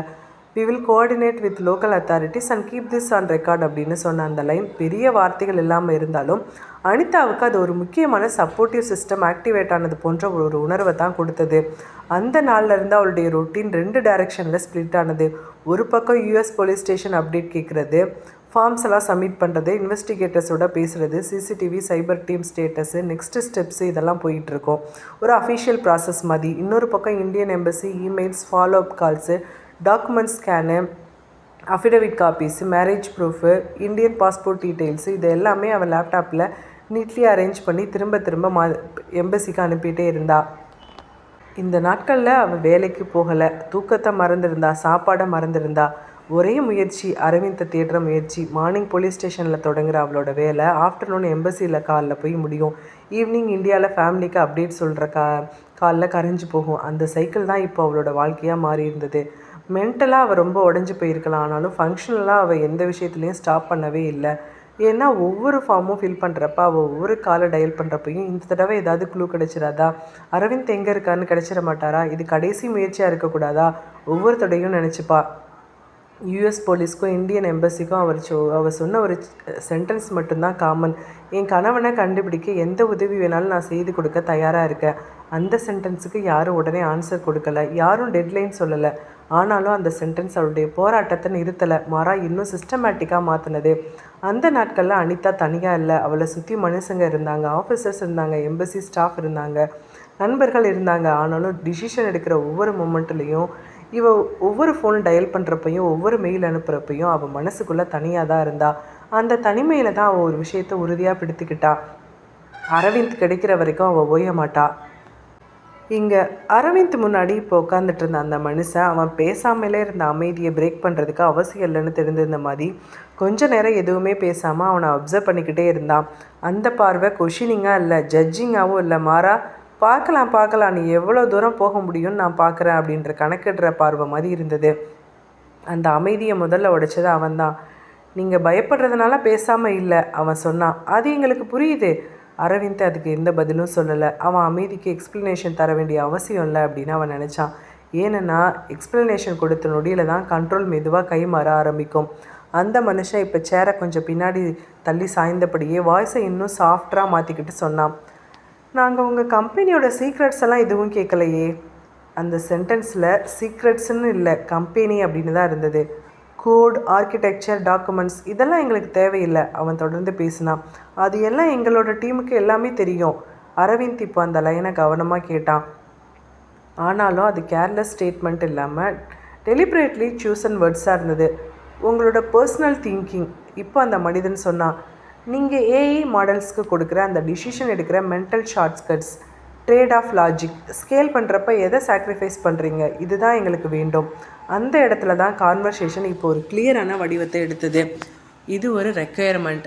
அந்த மனிதன் மேஜை மேலே ஒரு தின் ஃபோல்டரை வச்சான். அதை ஓப்பன் பண்ணலை, டாக்குமெண்ட்ஸை காட்டலை, நம்பர்ஸ் எதுவும் சொல்லலை. ஆனாலும் அந்த ஃபோல்டரோட ப்ரெசன்ஸே ஒரு சிக்னல் மாதிரி இருந்தது. இந்த பேச்சுவார்த்தைக்கு ஒரு விலை நிர்ணயிக்கப்பட்டிருந்தது. நீங்கள் எதையும் எழுதிலாம் தர வேண்டாம், நீங்கள் சொன்னால் போதும், நாங்கள் புரிஞ்சுப்போம். அரவிந்த் அவனை நேராக பார்த்தான். அவன் பார்வையில் கோபம் இல்லை, ஷாக் இல்லை, பேனிக் இல்லை, மாற கிளாரிட்டி தான் அதிகமாக இருந்தது. ஏன்னா இப்போது அவனுக்கு அந்த சிச்சுவேஷனோட ஃபுல் இன்டென்ஷனும் தெளிவாகி விட்டது. இதுக்கு கரெக்டான விலை இருக்குது, அந்த மனிதன் சொன்னான். ரொம்ப ப்ராக்டிக்கலாக நம்ம பேசலாமே. அவன் இப்போ நம்பர்ஸை சொல்லலை, அதை சொல்ல வேண்டிய அவசியமும் இல்லை. அது பல மில்லியன் கோடி போகும் அப்படின்னு அரவிந்துக்கு தெரிந்தது, சொல்லாமலே தெரிந்தது. அவனோட டோனில் கான்ஃபிடென்ஸ் இருந்தது. இதை மட்டும் நீங்கள் பண்ணீங்க அப்படின்னா உங்களோட வாழ்க்கையே மாறும், ப்ராமிஸ் பண்ணுற மாதிரி சொன்னான். அரவிந்த் மெதுவாக சுவாசித்தான். அவனோட வார்த்தைகளை செலக்ட் பண்ணுறப்ப ரஷ் பண்ணலை, ட்ராமாட்டிக்காக எந்த ஒரு விஷயத்தையும் சொல்லலை. அவனோட பதில் ரொம்ப சிம்பிளாகவும் ரொம்ப பிளைனாகவும் தான் வந்தது. நான் என்ன யோசிக்கிறேன்னு உங்களுக்கு தெரியாது, நான் என்ன யோசிக்கிறேன் அப்படின்றத யாரும் நீங்கள் விலை கொடுத்து வாங்க முடியாது. அந்த சென்டென்ஸ் ரொம்ப பொலைட்டாக இருந்தது, அக்ரெசிவ் இல்லை. ஆனாலும் அதுக்குள்ளே ஒரு கிளியரான பவுண்ட்ரி இருந்தது. இப்போ அந்த எதிரில் இருக்க மனுஷன் சிரித்தான். அப்படியா, உடனே நீங்கள் அக்ரி பண்ணுவீங்க அப்படின்னு நாங்களும் தான் எதிர்பார்க்கல. அதனால தான் உங்களுக்காக நாங்கள் இவ்வளோ நாள் வெயிட் பண்ணிக்கிட்டு இருந்தோம். கடத்தணுலேருந்து டீல் பேசிக்கிட்டு தானே இருக்கோம். அவன் இப்போ மெதுவாக பின்னாடி லீன் பண்ணிக்கிட்டு வாய்ஸை இன்னும் லோவாக கொண்டு வந்தான். யோசித்து சொல்லலாம் அப்படின்னு சொன்னப்போ அது ப்ரெஷர் இல்லை, டெட்லைன் இல்லை. ஆனாலும் அது த்ரெட் இல்லாத அந்த பேஷன்ஸ் தான் இன்னும் டேஞ்சரஸாக இருந்தது. அரவிந்த் இப்போ தலையை சும்மா சின்னதாக அசைக்க கூட இல்லை. அவனோட பொசிஷனை மாற்றவே இல்லை. அவன் சொன்ன அதே விஷயம் காமா. யோசிக்கிறதுக்கு ஸ்பேஸே இல்லாத விஷயம் இது, சிம்பிளாக சொன்னான். அந்த மனுஷன் அந்த மொமெண்ட்டில் அந்த டிஸ்கஷனை க்ளோஸ் பண்ணான். பணம் எதுக்குமே மாற மாட்டான் போல இருக்கு. பார்க்கலாம் அடுத்து என்ன பண்ணலாம். அரவிந்த் திரும்ப கண்கள் கட்டப்பட்டப்ப அவன் மனசுக்குள்ளே ஓடுனது பயம் இல்லை, ரிலீஃப் இல்லை, மாறா இப்போ ஒரு ஹெவியான ரெஸ்பான்சிபிலிட்டி. இப்போது அவன் டிசிஷன் அவனுக்கு மட்டும் சம்மந்தப்பட்டதில்லை, வெளியில் அவனை தேடிக்கிட்டு இருக்கிற ஒவ்வொருத்தருக்கும் அது நேரடியாக இணைந்திருந்தது. அந்த அவேர்னஸ் தான் அந்த இருட்டுக்குள்ளே கூட அவனை ஸ்ட்ரெயிட்டாக உட்கார வச்சுருந்தது. 2 நாள் கழித்து திரும்ப அரவிந்த் அந்த அறைக்குள்ளே திரும்ப கொண்டு வரப்பட்டப்போ சூழ்நிலை மாறி இருந்தது என்பதை காட்ட எதுவும் விஷுவலான ட்ராமாட்டிக் இல்லை. அதே சேர், அதே டேபிள், அதே லைட்டிங் தான். ஆனாலும் அந்த இடத்துக்குள்ளே இருந்த காற்று இப்போ கொஞ்சம் கனமாக இருந்தது. ஏன்னா இப்போ இந்த உரையாடல் அவன் வேலைக்கு மட்டும் சம்மந்தப்பட்டதாக தோணலை, அவன் வாழ்க்கையே தொடுற இடத்துக்கு நகர்ந்திருந்தது. அவன் முன்னாடி உட்காந்துருந்த அந்த மனுஷன் இப்போ பேச ஆரம்பித்தப்ப அவனோட வாய்ஸில் எந்த அர்ஜென்சியும் இல்லை. ஆனால் அந்த வார்த்தைகள் முன்னாடி வந்த வார்த்தைகளை ஒப்பிடுறப்ப வேறு மாதிரி இருந்தது. நீங்கள் மறுத்தீங்க, அது உங்களோட சாய்ஸ். அரவிந்த் இப்போ எந்த ரியாக்ஷனையும் காமிக்கலை. அவனோட பொசிஷனும் பார்வையும் மூச்சும் அதே போல் மாற்றம் இல்லாமல் ஒரே மாதிரி சீராக இருந்தது. ஏன்னா எப்போவுமே அரவிந்த் எந்த ரியாக்ஷனும் பெருசாக காமிக்க மாட்டான். அவனோட கான்வர்சேஷனில் பவர் பேலன்ஸ் மாறக்கூடாது, அதுதான் அவன் எப்போவுமே மெயின்டைன் பண்ணுறது. ஆனால் இப்போது உங்களோட சாய்ஸுக்கு வேறு ஒரு அர்த்தம் இருக்குது, அந்த மனுஷன் தொடர்ந்து பேசினா. இந்த சாய்ஸை நீங்கள் இக்னோர் பண்ண முடியாது. அந்த சென்டென்ஸ் முடிந்ததும் அவன் ஃபோனை டேபிளில் வச்சான். ஸ்க்ரீன் ஆஃப் தான், வீடியோ, ஃபோட்டோ, மெசேஜ் எதுவும் காண்பிக்கலை. ஆனாலும் அந்த ஃபோனோட ப்ரெசன்ஸே அதில் ஏதோ ஒரு விஷயம் இருக்குது அப்படின்னு உறுதியாக சொன்னது. இப்போ எதிரில் இருந்த மனுஷன் ஒரு பெயரை சொன்னான், அனிதா. அந்த பெயர் எந்த த்ரெட்டனிங் டோனும் இல்லாமல் ஆல்மோஸ்ட் கான்வர்சேஷனால் சொல்லப்பட்டது. ஆனால் அதுவே அந்த வார்த்தையை இன்னும் ஹெவியாக மாற்றினது. ஏன்னா இந்த பெயர் அந்த அறைக்குள்ளே வரவே கூடாது அப்படின்னு அரவிந்த் நினச்சிருந்தான். அரவிந்த் முகத்தில் கோபம் வந்ததா இல்லை, ஆனால் அவனோட குரல் உயரலை. அவன் உடம்பு இப்போ டென்ஸ் ஆனதாகவும் தெரியலை. ஆனாலும் அவனோட மூச்சு ஒரு நொடிக்கு ஆழமாக இழுக்கப்பட்டது. அவன் கண்ட்ரோல் பண்ண முயற்சி பண்ணாலும் அனிதாவோட பெயர் ஏதோ ஒன்றை உள்ள நோக்கி அவனை நகர்த்தி விட்டுருந்தது. இப்போது அந்த ஆள் சொன்னான், அனிதா தானே உங்கள் ஒய்ஃபு? இப்போது அரவிந்தோட முகத்தில் கொஞ்சம் பாவனை மாற்றமானது. ஆமாம், பயப்படாதீங்க, அவளுக்கு ஒன்றும் ஆகலை, அவள் நல்லா தான் இருக்கா, அந்த மனிதன் சொன்னான். இப்போ வரைக்கும் நல்லா தான் இருக்கா. அந்த லைன் கொஞ்சம் மிரட்டல் போல இல்லை, ரீஅஷூரன்ஸ் போலவும் இல்லை. அது ஒரு பியூரான ஸ்டேட்மெண்ட் போலவும் ஃப்யூச்சருக்கு எந்த ப்ராமிஸும் அட்டாச் பண்ணாத சென்டென்ஸாக இருந்தது. அரவிந்த் அந்த இடத்துல தான் பேசினான். இப்போ அவனோட வார்த்தைகள் ஷார்ட்டாக இல்லை, எமோஷ்னலாகவும் இல்லை, மாறா மெச்சூர்டாக இருந்தது. என்னோட விஷயத்தில் நீங்கள் அவளை இழுக்க வேண்டாமே. அந்த மனிதன் சிரிக்கலை, மூவ் பண்ணலை, மாறா சைலண்ட்டாக அவனும் அமைதியாக சொன்னான். அதைத்தான் நாங்கள் அவாய்ட் பண்ணணும் அப்படின்னு நினச்சோம், நீங்கள் தான் தேவையில்லாமல் உள்ளே எடுத்து விட்டுட்டீங்களே. அந்த சென்டென்ஸில் அவாய்ட் என்ற வார்த்தையை மட்டும்தான் எம்பசிஸாக இருந்தது. ஆமாம், அந்த நாளில் நகரத்தின் இன்னொரு பகுதியில் அனிதா போலீஸ் ஸ்டேஷன்லேருந்து வீட்டுக்கு திரும்புகிறப்ப அவள் கடத்தப்பட்டிருந்தா. அரவிந்தோட மூச்சு கொஞ்சம் வேகமானது, ஆனாலும் அவனோட உடம்பு அசையலை. அவனோட கைகள் இறுக்கமாக மடக்கப்பட்டிருந்தது. அவன் உள்ளே எழுந்த அந்த பயத்தை வெளியில் விடக்கூடாது அப்படின்றதுக்காக ஒரு கான்ஷியஸ் முயற்சியாக அவன் அந்த மூச்சை இழுத்து விட்டான். இப்போ அந்த மனுஷன் ஃபோனில் ஒரு வீடியோ ஃபைலை ஓப்பன் பண்ணான். ப்ளே பட்டனை அழுத்தினான். ஸ்க்ரீனில் தெரிந்தது ஒரு சின்ன ரூமு. வெளிச்சம் குறைவு, சுவர்கள் வெறிச்சோடி இருந்தது, ஃப்ளோர் கான்க்ரீட்டாக தெரிந்தது. அந்த அறையின் நடுவில் ஒரு அந்த சேரில் அனிதா உட்கார வைக்கப்பட்டிருந்தா. அவளோட கண்கள் கட்டப்பட்டிருந்தது, கைகள் சேருக்கு பின்னாடி கட்டப்பட்டிருந்தது. அவளோட முகம் கேமராவுக்கு நேராக இருந்தது. அரவிந்த் அரவிந்த் கத்திக்கிட்டே இருந்தா. அவளோட குரல் ஸ்க்ரீனில் கேட்ட அந்த நொடியில் அரவிந்த்குள்ளே ஏதோ ஒன்று முறிந்து உடைந்தது. அது சத்தமாக இல்லை, ட்ரமாட்டிக்காகவும் இல்லை, ஆனால் அது ஒரு இர்ரிவர்சிபிளாக இருந்தது. ப்ளீஸ் என்னோடய ஹஸ்பண்டை விட்டுருங்க, ப்ளீஸ் அரவிந்தை விட்டுருங்க விட்டுருங்க. அவள் சொற்கள் ஒழுங்காக வரலை. பயம், மூச்சு திணறல், அழுத்தப்பட்ட குரல், ஆல் மிக்ஸ்டு டுகெதர். அவள் பேசுகிறது ஸ்கிரிப்ட் மாதிரி இல்லை, அது ஒரு மாதிரி பதட்டத்தோடு இருந்தது. எங்கள் 2 பேர்த்தையும் ஒரே இடத்துல அடைச்சி வச்சுங்களேன், என் கணவன்கிட்ட என்னை கூட்டிகிட்டு போங்களேன், அழுதுகிட்டே இருந்தா. அவள் சொல்லாத விஷயங்களே ஸ்க்ரீனில் இப்போ அதிகமாக கேட்டது. அவளோட பயம், அவளோட ஹெல்ப்லெஸ்னஸ், அது அவளை ப்ரொடெக்ட் பண்ணணும் அப்படின்ற ஒரு உணர்வு, இது எல்லாமே ஒரே ஃப்ரேமில் இருந்தது. அந்த அறைக்குள்ளே இப்போ ஒரு அமைதி திரும்ப வந்திருந்தது. ஆனால் அது முன்னாடி இருந்த அமைதி மாதிரி இல்லை, இன்னும் கனமாக ப்ரீத்திங்கையே மாற்றும் சைலன்ஸாக இருந்தது.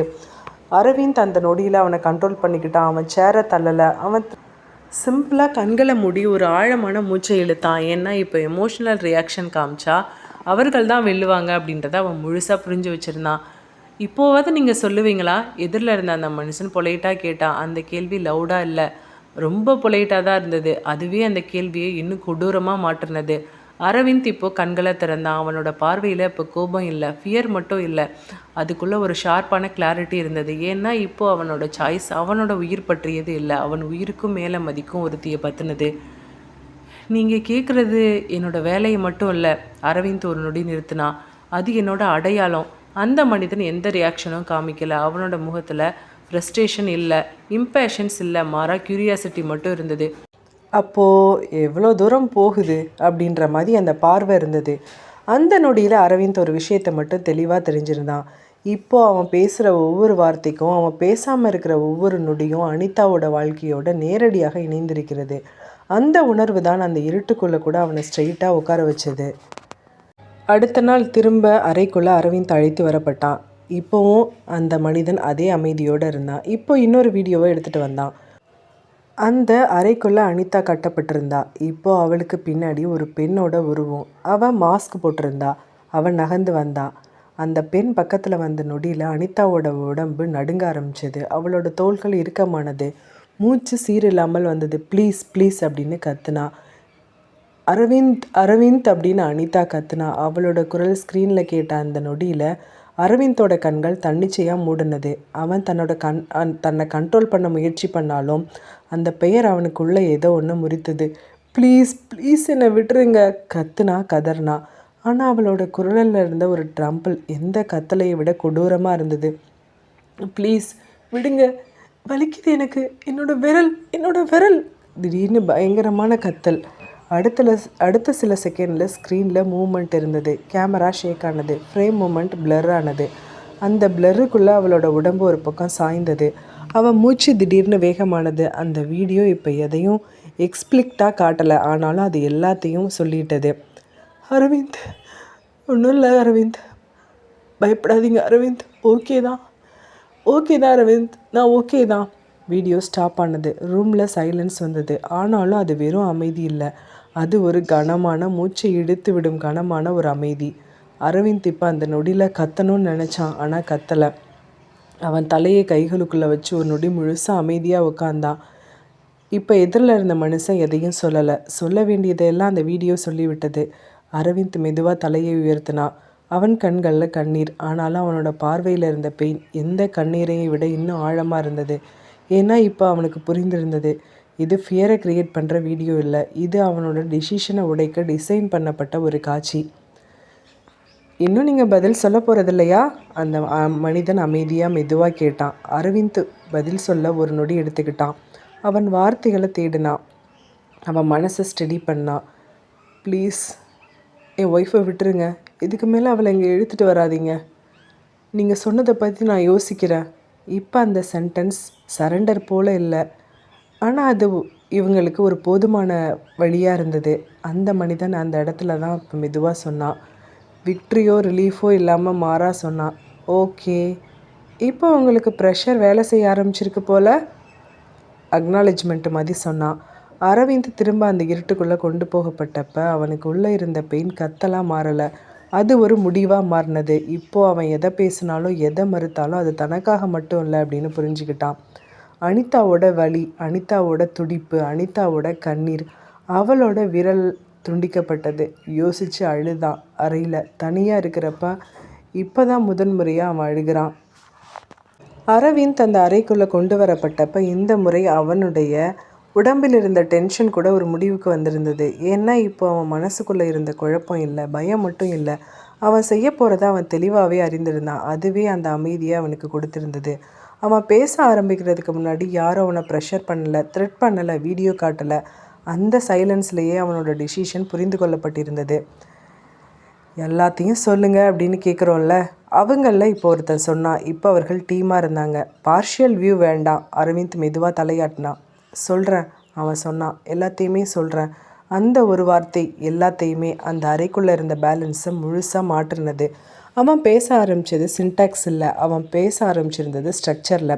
சிஸ்டம் எப்படி இன்புட் கொடுக்குது, எந்த ஸ்டேஜில் டேட்டா ஃபில்டர் ஆகுது, நாய்ஸ் எங்கே டாலரேட் பண்ணுறான், அன்சர்டைனிட்டிக்கு எங்கே வெயிட் அசைன் பண்ணுறான், இந்த எல்லாமே அவன் ஸ்டெப் பை ஸ்டெப்பாக சொல்ல ஆரம்பித்தான்.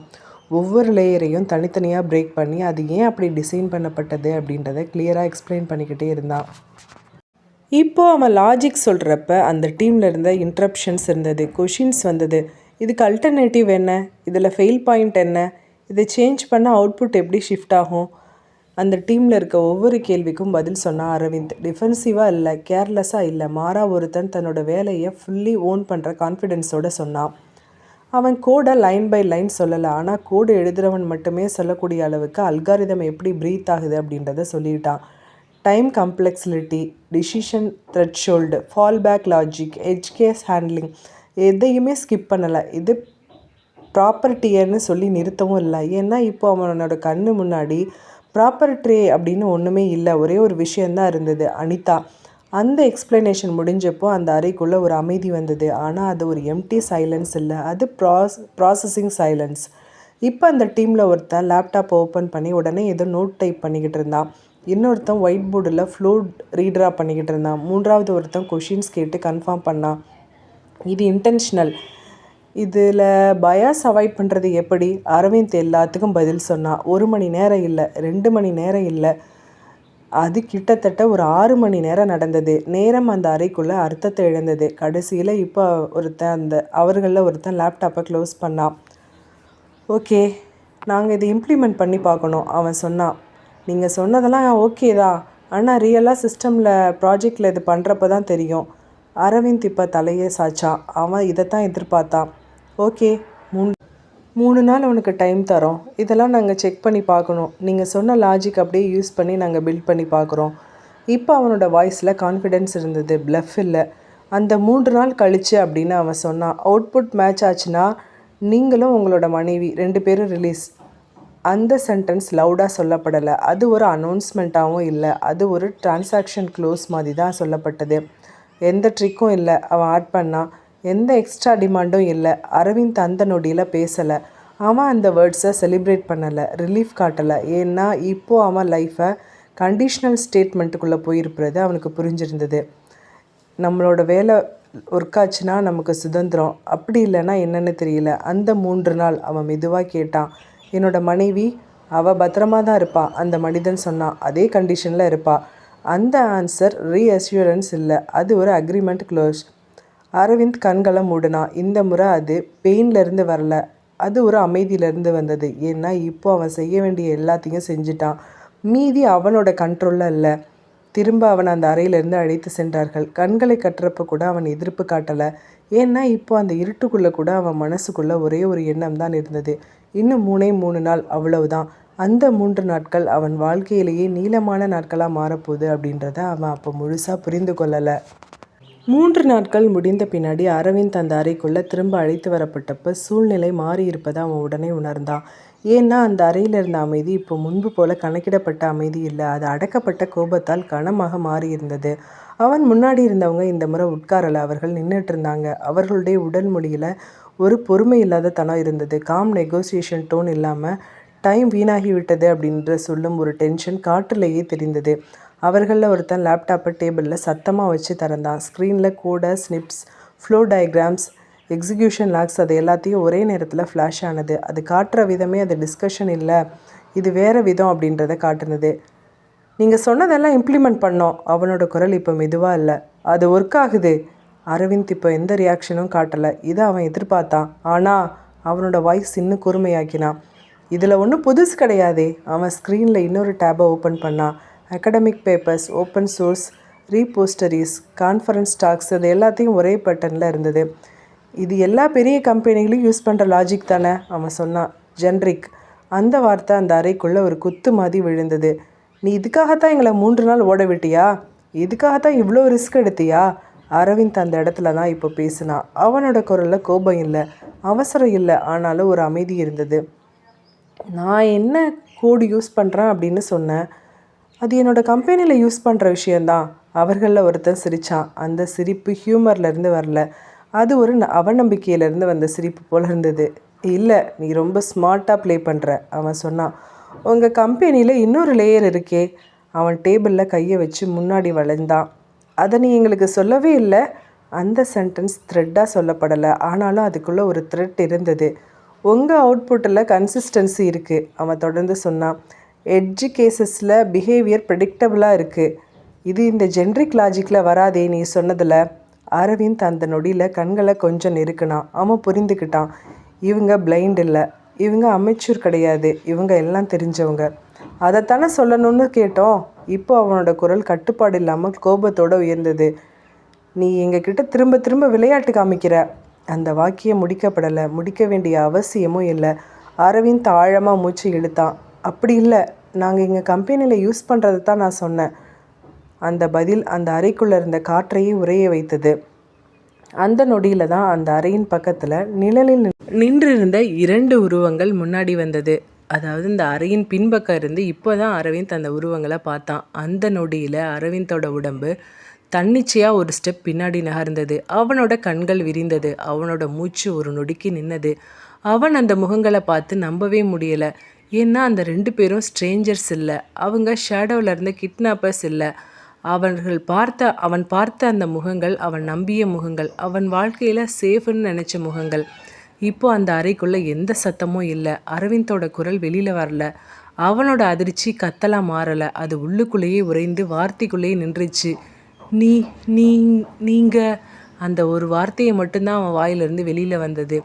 அந்த 2 உருவங்களில் ஒருத்தன் மெதுவாக சிரித்தான். அந்த சிரிப்பு நட்பாக இல்லை, அது எதிரி போலவும் இல்லை. அது ஒரு நீளமான பொய் வெளிச்சத்துக்கு வந்த பின்னாடி வந்த ஒரு சிரிப்பு. இப்போ புரியுதா அந்த உருவம் சொன்னது? அரவிந்த் அந்த நொடியில் தான் உணர்ந்தான். இந்த 3 நாட்கள் டெஸ்ட் அல்ல, இது கடத்தல் ஆக்சிடெண்ட் அல்ல, இது அல்காரிதம் ஹண்ட் மிஸ்டேக் அல்ல, இது எல்லாமே முன்னாடியே அவனை நோக்கி அமைக்கப்பட்ட ஒரு வலை. அந்த ரியலைசேஷனை அவன் பயமுறுத்தலை, அது அவனை இன்னும் உறைய வச்சது. அந்த அறைக்குள்ளே அரவிந்த் இப்போது அதிர்ச்சிகரமாக நின்றுட்டுருக்க. அவன் முன்னாடி நின்ன அந்த மனுஷன், அவன் பல வருடங்களாக சேர்ந்து வேலை செஞ்சவன் தான். ஒரே ஆஃபீஸில், ஒரே ஃப்ளோரில், ஒரே டீ பிரேக்கு, ஒரே டெட்லைன்கள் எல்லாத்தையும் பகிர்ந்தவன் தான். குடும்ப விஷயங்களை ஷேர் பண்ணவன் தான். ஆனாலும் இந்த நொடியில் அந்த பரிச்சயமான முகம் அவனுக்கு அந்நியமான குளிர்ச்சியாக ஏதோ ஒன்று மறைக்கப்பட்டு இப்போதான் வெளியில் வந்த மாதிரி தோணுது. ஏன்னா அந்த முகத்துக்கு பின்னாடி தான் அவன் புரிந்து கொள்ள முடியாத பல கேள்விகளுக்கான பதில்கள் இருக்கும் அப்படின்னு அவனோட உள்ளுணர்ச்சி சொல்லிக்கிட்டு இருந்தது. ஆமாம், பேச ஆரம்பித்தது சுதாகர். அந்த 2 உருவத்தில் ஒருத்தன் சுதாகர். அரவிந்த், நீ இங்கே 12 வருஷமாக அந்த கம்பெனியில் வேலை பார்க்குறல்ல? அந்த ஒரு வார்த்தை அரவிந்தை இப்போ நேராக நிமிர வச்சது.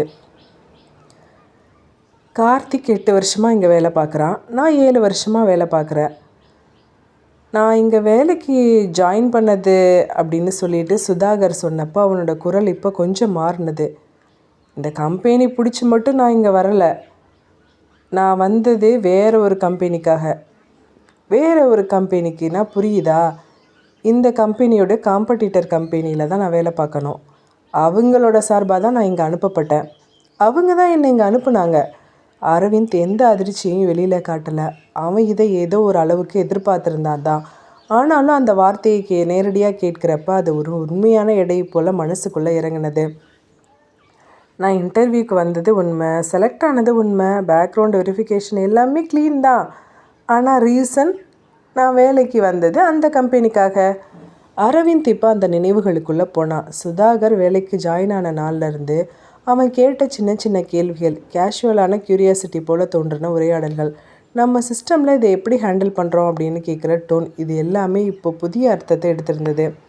நிறைய விஷயங்களை நான் கலெக்ட் பண்ணி கொடுத்தேன். Tools, work flows, surface level logic, இது எல்லாமே ஓகே தான். ஆனால் முக்கியமான பாயிண்ட்டு தான் எனக்கு கிடைக்கவே இல்லை. அரவிந்த் புருவத்தை சுருக்குனான். ஏன்னா நம்மளோட கம்பெனி நிறைய லேயர்ஸில் இயங்குது. ஒவ்வொரு இன்ஜினியருக்கும் அவன் லெவலுக்கு தேவையான விஷயங்கள் மட்டும்தான் தெரியுது.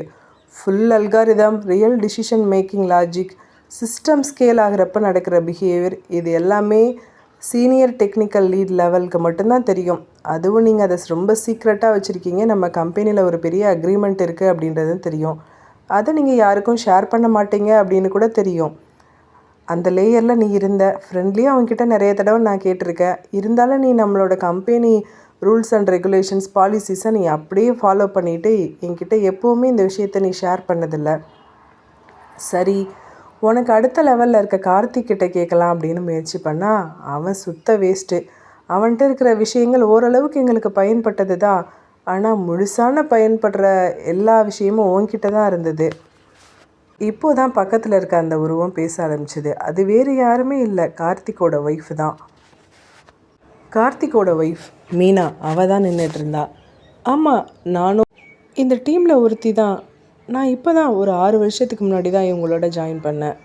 நான் ஒன்றும் என்னோடய கணவனுக்கு துரோகம் பண்ணுறதுக்காகலாம் நான் சேரலை. நிறைய பணம் கொடுக்குறேன்னு சொன்னாங்க. என்னோடய ஹஸ்பண்ட் என்ன மாதிரி ஒர்க் பண்ணுறான், அவனோட லேப்டாப்பில் என்ன ஒர்க்கு நடந்துகிட்ருக்கு அப்படின்றத எனக்கு பார்த்து சொல்ல சொன்னாங்க. ஜஸ்ட் நான் அதை சொன்னேன். கார்த்திக் பொதுவாக பணத்தில் பெருசாக நாட்டம் இல்லாத ஆள். ஆனால் நான் அப்படி இல்லை. நான் என் குழந்தைங்களுக்காக சேர்த்து வைக்கணும் அப்படின்னு எனக்கு பெரிய கனவு இருக்குது. அதனால் அந்த கனவை நான் இதுக்கு பயன்படுத்திக்கிட்டேன். என்னோடய கணவனோட உழைப்பு தானே இதில் இருக்குது. அந்த உழைப்பை அவர் இந்த கம்பெனியில் கொடுத்தா என்ன, இன்னொரு கம்பெனி கொடுத்தா என்ன, இது தப்பு இல்லையா அப்படின்னு நீங்கள் கேட்கலாம். இதில் என்ன தப்பு இருக்குது? இன்றைக்கி என் ஹஸ்பண்ட் இதை செய்யலை அப்படின்னா நாளைக்கு யாரோ ஒருத்தர் செய்ய போகிறாரு. என் ஹஸ்பண்டு செய்யலை, அதனால் நான் அவரோட லேப்டாப்பில் இருக்கிற சில விஷயங்களை திருடி கொடுத்தேன். இதில் எனக்கு கிடைச்சது என்னமோ பெரிய லாபம்தான். எனக்கு கிடைச்சது இதில் 6 கோடி ரூபாய். எனக்கு இந்தியாவில் பெரிய பங்களா வாங்கி கொடுத்துருக்காங்க. இந்த மாதிரி வாய்ப்பை நீங்கள் ஏன் மிஸ் பண்ணணும் அரவிந்த் தானே? நீங்கள் இந்த விஷயத்த சொன்னீங்க அப்படின்னா உங்களுக்கு மில்லியன் கணக்கில் பணம் கிடைக்கும். நீங்களும் அனிதாவும் அந்த பணத்தை வச்சுட்டு உங்கள் லைஃப் லாங்காக என்ஜாய் பண்ணலாம். இந்த சின்ன விஷயத்துக்கெலாம் நீங்கள் ஏன் இப்படி கஷ்டப்படுத்திக்கிறீங்க? இதில் சொல்கிறதுல ஒன்றும் பெரிய விஷயம் இல்லை. அவங்க கேட்குறத சொல்லிடுங்கண்ணே. சொல்லிவிட்டு பணத்தை வாங்கிட்டு நிம்மதியாக இருங்கண்ணே. சொன்னபடி மீனா ஒரு குரூரமான சிரிப்பை சிரிச்சா.